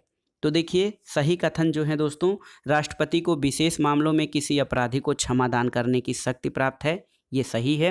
इसके अलावा राष्ट्रपति को आंग्ल भारतीय समुदाय से 2 सदस्य लोकसभा में नाम निर्दिष्ट करने की शक्ति प्राप्त है। तो देखा जाए दोस्तों तो ये कथन अब सही नहीं रह गया, क्योंकि आंग्ल भारतीय समुदाय के जो सदस्यों का मनोनयन है उसको समाप्त कर दिया गया है। तो केवल एक ही कथन यहाँ से सही होगा, राष्ट्रपति को विशेष मामलों में किसी अपराधी को क्षमादान करने की शक्ति। देखिए ये गलत है कि राष्ट्रपति जब अध्यादेश तब प्रख्यापित करता है जब संसद सत्र में हो, जब संसद सत्र में नहीं हो तभी राष्ट्रपति अध्यादेश प्रख्यापित करता है। आपातकाल के दौरान राष्ट्रपति राज्यसभा को भंग कर सकता है, ये भी सही नहीं है, क्योंकि जो आपातकाल है या राज्यसभा है उसको भंग नहीं किया जा सकता है। अगला प्रश्न है दोस्तों, गोरखनाथ के अनुयायियों को क्या कहा जाता था, आपको बताना है। गोरखनाथ के अनुयायियों को, दोस्तों गोरखनाथ के अनुयायियों को जोगी कहा जाता था और जिसका अधिक प्रभाव भारत के मैदानी भाग और उससे लगे नेपाल के भागों में कहा जाता था। गोरखनाथ के अनुयायियों को दोस्तों जोगी कहा जाता था। अगला प्रश्न है, गौतम बुद्ध ने परिनिर्वाण कहाँ प्राप्त किया था, तो सही उत्तर है गौतम बुद्ध ने परिनिर्वाण कुशीनगर में प्राप्त किया था और अंतिम पड़ाव इनका कुशीनारा या कुशीनगर था। बौद्ध परंपरा में इसको परिनिर्वाण कहा जाता है। निम्नलिखित में से कौन कनिष्क के समय में थे, देखिए बुद्ध घोष, नागार्जुन, वसुमित्र और अश्वघोष, इसमें से कौन कनिष्क के समय में थे, तो सही उत्तर है दोस्तों देखिए कनिष्क के दरबार में जो लोग थे अश्वघोष, पार्श्व, वसुमित्र, नागार्जुन, चरक। तो इसमें से अश्वघोष के दरबार में दोस्तों देखिए इसमें से कौन से लोग थे, नागार्जुन, वसुमित्र और अश्वघोष। तो ऑप्शन 2, 3, 4 ऑप्शन ए आपका सही उत्तर है। कनिष्क के दरबार में नागार्जुन, वसुमित्र और अश्वघोष थे। अगला प्रश्न है, सूची 1 का सूची 2 से सुमेलन कराना है, तो सही सुमेलन कैसे करेंगे। फाइलेरिया कीट के द्वारा संचारित है। मिर्गी या एपिलेप्सी जिसको कहा जाता है ये एक आनुवांशिक रोग है। आंत्र ज्वर दोस्तों या टाइफाइड ये जलवाहित रोग होता है और गलसुआ या मम्प्स ये सांसर्गिक रोग होता है। तो सही उत्तर आपका ऑप्शन बी हो जाएगा इस कोड के आधार पर। अगला प्रश्न है दोस्तों, वायुमंडल की वह परत जो रेडियो संचार को संभव बनाती है वो कौन सी है, तो सही उत्तर है वह परत रेडियो संचार को संभव बनाने वाली आयन मंडल कहलाती है और इसमें विद्युत आवेशित कणों की अधिकता होती है और यहाँ पर ऊंचाई के साथ तापमान बढ़ने लगता है। वायुमंडल की इसी परत से रेडियो तरंगें परावर्तित होती हैं। अगला प्रश्न है, भारत में रबी के दौरान कौन सी फसलों को उगाया जाता है, तो दोस्तों इन समूहों में से गेहूं, जौ, चना ये रबी की फसलें हैं, तो सही उत्तर ऑप्शन ए हो जाएगा। अगला प्रश्न है, मनुष्य के मस्तिष्क के जिस भाग में स्मृति यानी मेमोरी होती है वो कौन सा होता है, तो सही उत्तर है दोस्तों मनुष्य के मस्तिष्क में दोस्तों अनुमस्तिष्क या जिसको सेरिबेलम कहा जाता है यहीं पर स्मृति होती है। सही उत्तर है अनुमस्तिष्क।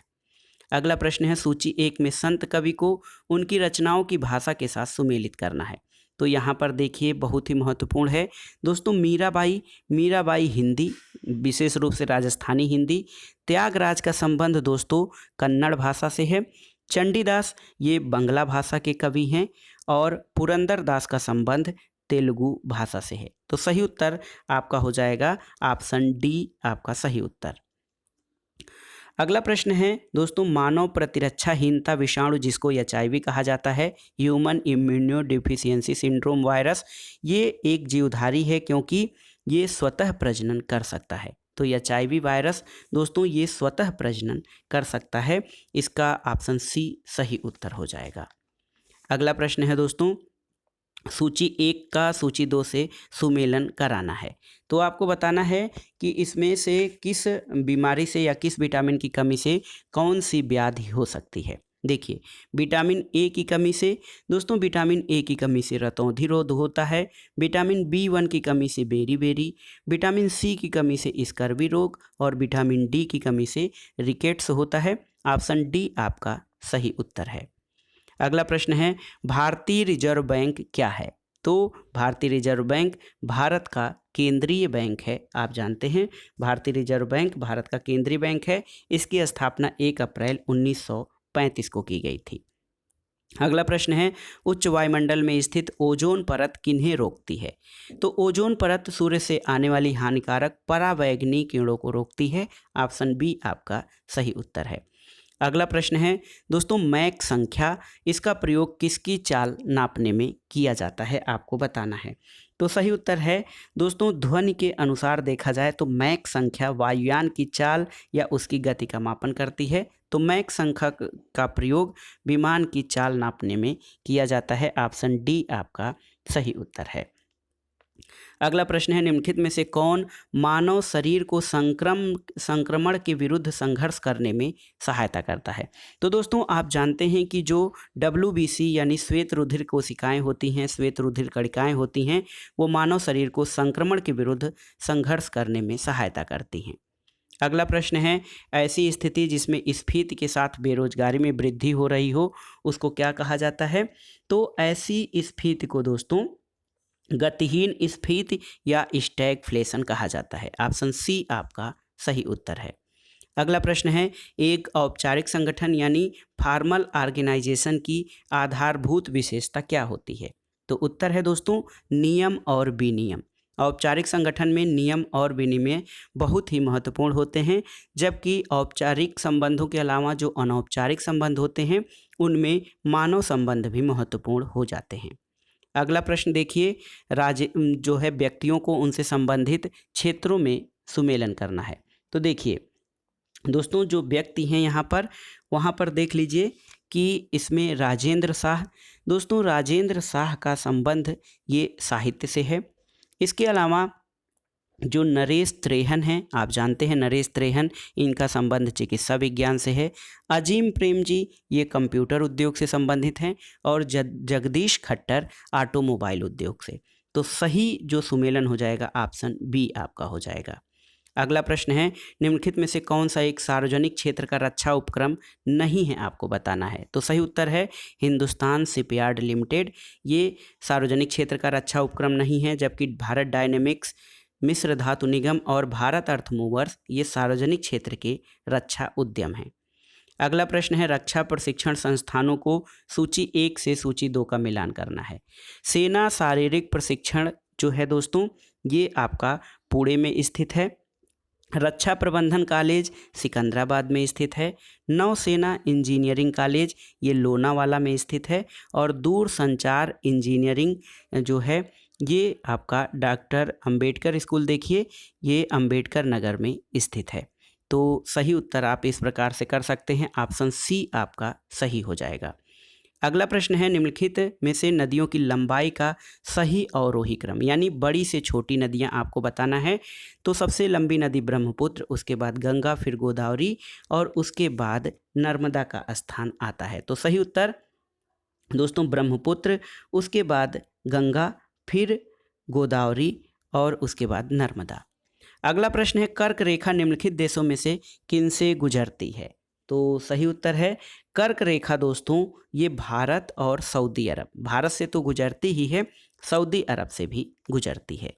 अगला प्रश्न है निम्नलिखित कथनों पर विचार कीजिए, इनमें से आपको बताना है कि कौन सा सही कथन है।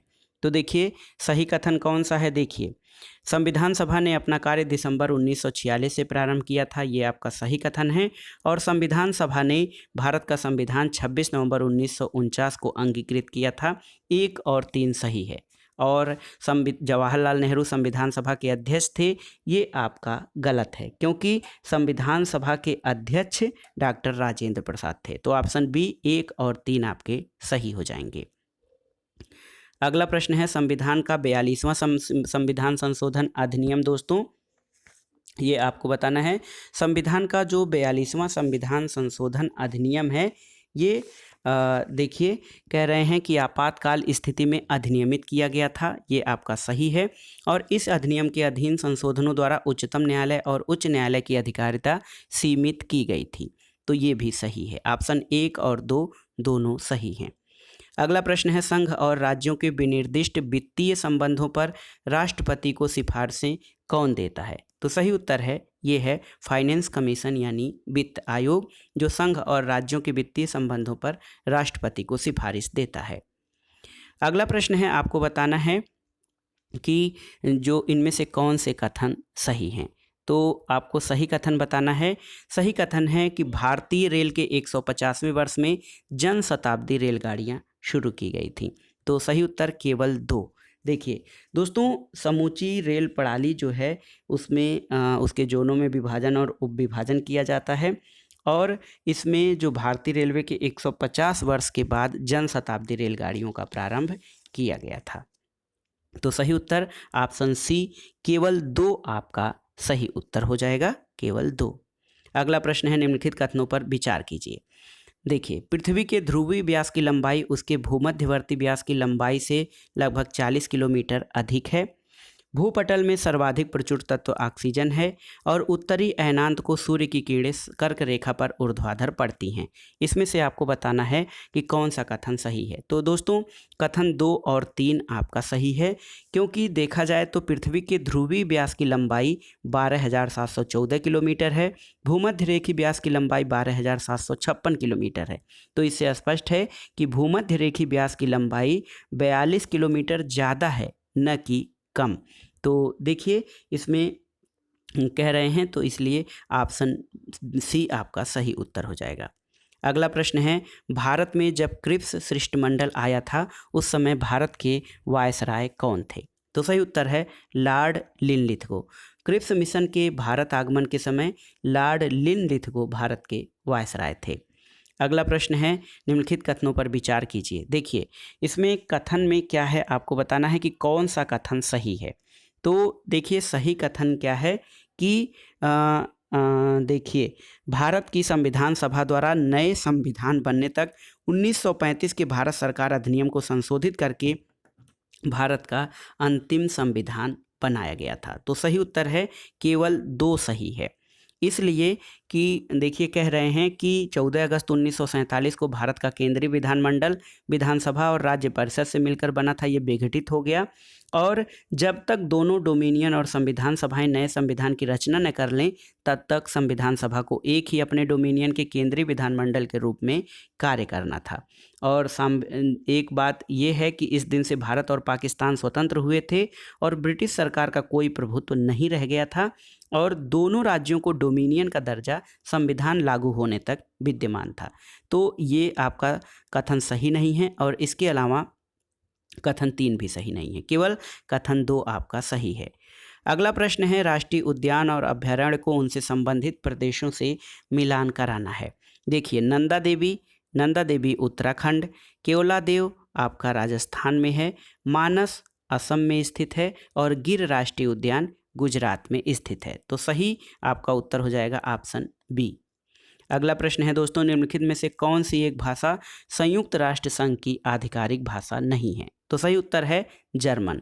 दोस्तों, संयुक्त राष्ट्र संघ की जो आधिकारिक भाषाएं हैं उनमें देखिए अंग्रेजी, फ्रेंच, चीनी, अरबी, रूसी और स्पेनिश हैं।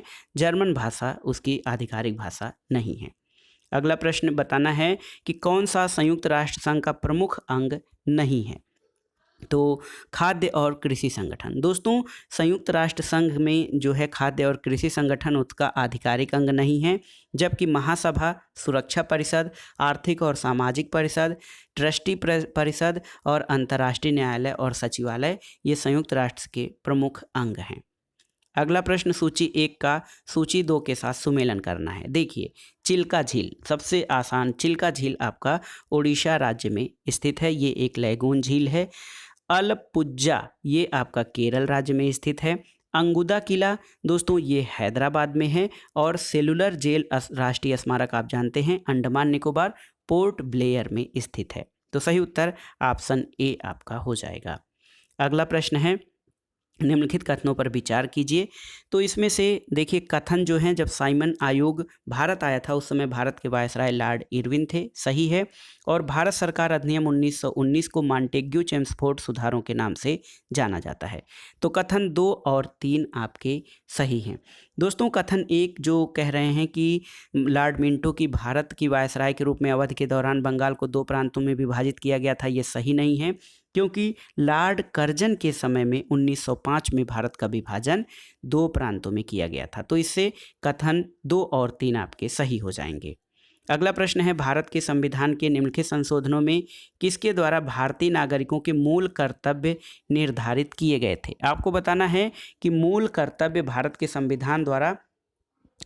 संविधान में किस संशोधन द्वारा जोड़े गए थे। तो सही उत्तर है भारतीय संविधान में जो मूल कर्तव्य हैं वो स्वर्ण सिंह समिति की सिफारिशों के आधार पर 42वें संविधान संशोधन द्वारा अनुच्छेद 51 क में जोड़े गए थे। अगला प्रश्न है, निम्नलिखित कथनों पर विचार कीजिए। भारत के राष्ट्रपति किसी भी समय अध्यादेश प्रख्यापित कर सकते हैं यदि उनको यह समाधान हो जाता है कि ऐसी परिस्थितियां विद्यमान है जिनके कारण तुरंत कार्रवाई करना उनके लिए आवश्यक हो गया हो। तो ये कथन आपका सही नहीं है और भारत के उपराष्ट्रपति को उनके पद के लिए पुनः भी चुना जा सकता है। इसमें से आपको बताना है कि भारत के राष्ट्रपति को पुनः अपने पद के लिए चुना जा सकता है, तो ये सही है। और देखिए कथन 1 में जो कह रहे हैं कि राष्ट्रपति दोस्तों किसी भी समय अध्यादेश प्रख्यापित कर सकते हैं, ये कथन इसलिए गलत है कि अनुच्छेद 123 के अनुसार राष्ट्रपति उस समय अध्यादेश जारी कर सकते हैं जब जो है संसदीय अधिनियम बनाना संभव नहीं है। यानी राष्ट्रपति तब अध्यादेश जारी कर सकते हैं जब दोनों सदनों में से किसी एक का सत्रावसान हो गया हो या वे सत्र में नहीं हो। तो सही उत्तर केवल 2 आपका सही हो जाएगा। अगला प्रश्न है, निम्नलिखित में से कौन सा सही सुमेलित नहीं है। देखिए, जीव मिल्खा सिंह एथलेटिक्स, पंकज आडवाणी बिलियर्ड और स्नूकर, झूलन गोस्वामी क्रिकेट, तानिया सचदेव शतरंज। तो देखिए ऑप्शन ए आपका सही सुमेलित नहीं है। दोस्तों जीव मिल्खा सिंह ये आपके गोल्फ के खिलाड़ी हैं, न कि एथलेटिक्स। देखिए मिल्खा सिंह तो एथलेटिक्स हैं दौड़ से, लेकिन जीव मिल्खा सिंह ये गोल्फ के प्लेयर हैं। अगला प्रश्न है दोस्तों, हैरी पॉटर नामक पुस्तक श्रृंखला के लेखक कौन हैं। तो ये लेखिका हैं J.K. रोलिंग। दोस्तों J.K. रोलिंग जो हैं ये हैरी पॉटर श्रृंखला की लेखिका हैं। अगला प्रश्न आइए देखते हैं, सूची 1 का सूची 2 से सुमेलन कराना है। विश्व एड्स दिवस। विश्व एड्स दिवस आपको बता दें 1 दिसंबर को मनाया जाता है। विश्व मानक दिवस 14 अक्टूबर को मनाया जाता है। विश्व पर्यावरण दिवस प्रतिवर्ष 5 जून को मनाया जाता है और विश्व विकलांग दिवस 3 दिसंबर को मनाया जाता है। तो इस आधार पर आप सही कोड का चयन कर सकते हैं। अगला प्रश्न देखते हैं दोस्तों, यहाँ पर देखिए हिंडाल्को कहाँ पर स्थापित किया गया है आपको बताना है। ये यूपी स्पेशल का क्वेश्चन है। दोस्तों हिंदुस्तान एल्यूमिनियम कंपनी जो है ये रेणुकूट सोनभद्र जिले में है, इसकी स्थापना की गई है और ये आदित्य बिरला ग्रुप की कंपनी है। अगला प्रश्न है, उत्तर प्रदेश उद्योग बंधु योजना का उद्देश्य क्या है। तो सही उत्तर है दोस्तों ऑप्शंस के अनुसार उत्तर प्रदेश उद्योग बंधु योजना का उद्देश्य औद्योगिक इकाइयों की समयबद्ध स्थापना सुनिश्चित करना है। अगला प्रश्न, सूची 1 का सूची 2 से सुमेलन करना है। इसमें मेला और उनके लगने वाले स्थान है। बटेश्वर मेला आगरा में आयोजित किया जाता है। देवा ये आपका बाराबंकी में। इसके अलावा हरिदास जयंती दोस्तों वृंदावन में मनाई जाती है और नौचंदी मेला मेरठ में आयोजित किया जाता है। तो सही उत्तर आपका ऑप्शन डी कूट हो जाएगा। अगला प्रश्न है, उत्तर प्रदेश के किस जिले में यूरेनियम के सीमित भंडार की खोज की गई है। तो सही उत्तर है यूरेनियम के सीमित भंडारों की खोज ललितपुर जिले में की गई है। ललितपुर जिला दोस्तों झांसी को काटकर ये एक ललितपुर जिला बनाया गया है। तो यहाँ पर उत्तर प्रदेश के ललितपुर जिले में यूरेनियम के सीमित भंडारों की खोज की गई है। और अगला प्रश्न और इस वीडियो का आखिरी प्रश्न है, चरकुला प्रमुख लोक नृत्य किस क्षेत्र का है। तो सही उत्तर है दोस्तों चरकुला लोक नृत्य घड़ा नृत्य है, ये ब्रजभूमि ऑप्शन बी ब्रजभूमि से संबंधित नृत्य है। ये नृत्य सिर पर रखे गए रथ के पहिए पर कई घड़ों को रखकर किया जाता है। तो दोस्तों ये था आज का वीडियो और इसमें आपने उत्तर प्रदेश लोक सेवा आयोग द्वारा आयोजित की जाने वाली यूपी पीसीएस प्रारंभिक परीक्षा के लिए 150 महत्वपूर्ण प्रश्नों को सॉल्व किया और ये प्रश्न आगामी परीक्षाओं के लिए बहुत ही उपयोगी तथा महत्वपूर्ण हैं। हमने इनमें जो है बहुत ही स्टैंडर्ड यानी स्तरीय प्रकार के प्रश्नों को शामिल किया था जो आपके परीक्षाओं के लिए बहुत ही उपयोगी तथा महत्वपूर्ण होंगे। आपको ये वीडियो कैसा लगा हमें कमेंट बॉक्स में ज़रूर बताइएगा। इसके अलावा आपको ये श्रृंखला प्रैक्टिस सेट की कितनी लाभदायक हो रही है उसके बारे में भी हमें कमेंट बॉक्स में लिखिएगा। वीडियो आपको कैसा लगा हमें ज़रूर बताइएगा। वीडियो को लाइक करें, शेयर करें और इस चैनल मार्गदर्शन फॉर सिविल सर्विसेज को सब्सक्राइब करें। वीडियो देखने के लिए धन्यवाद दोस्तों, नमस्कार।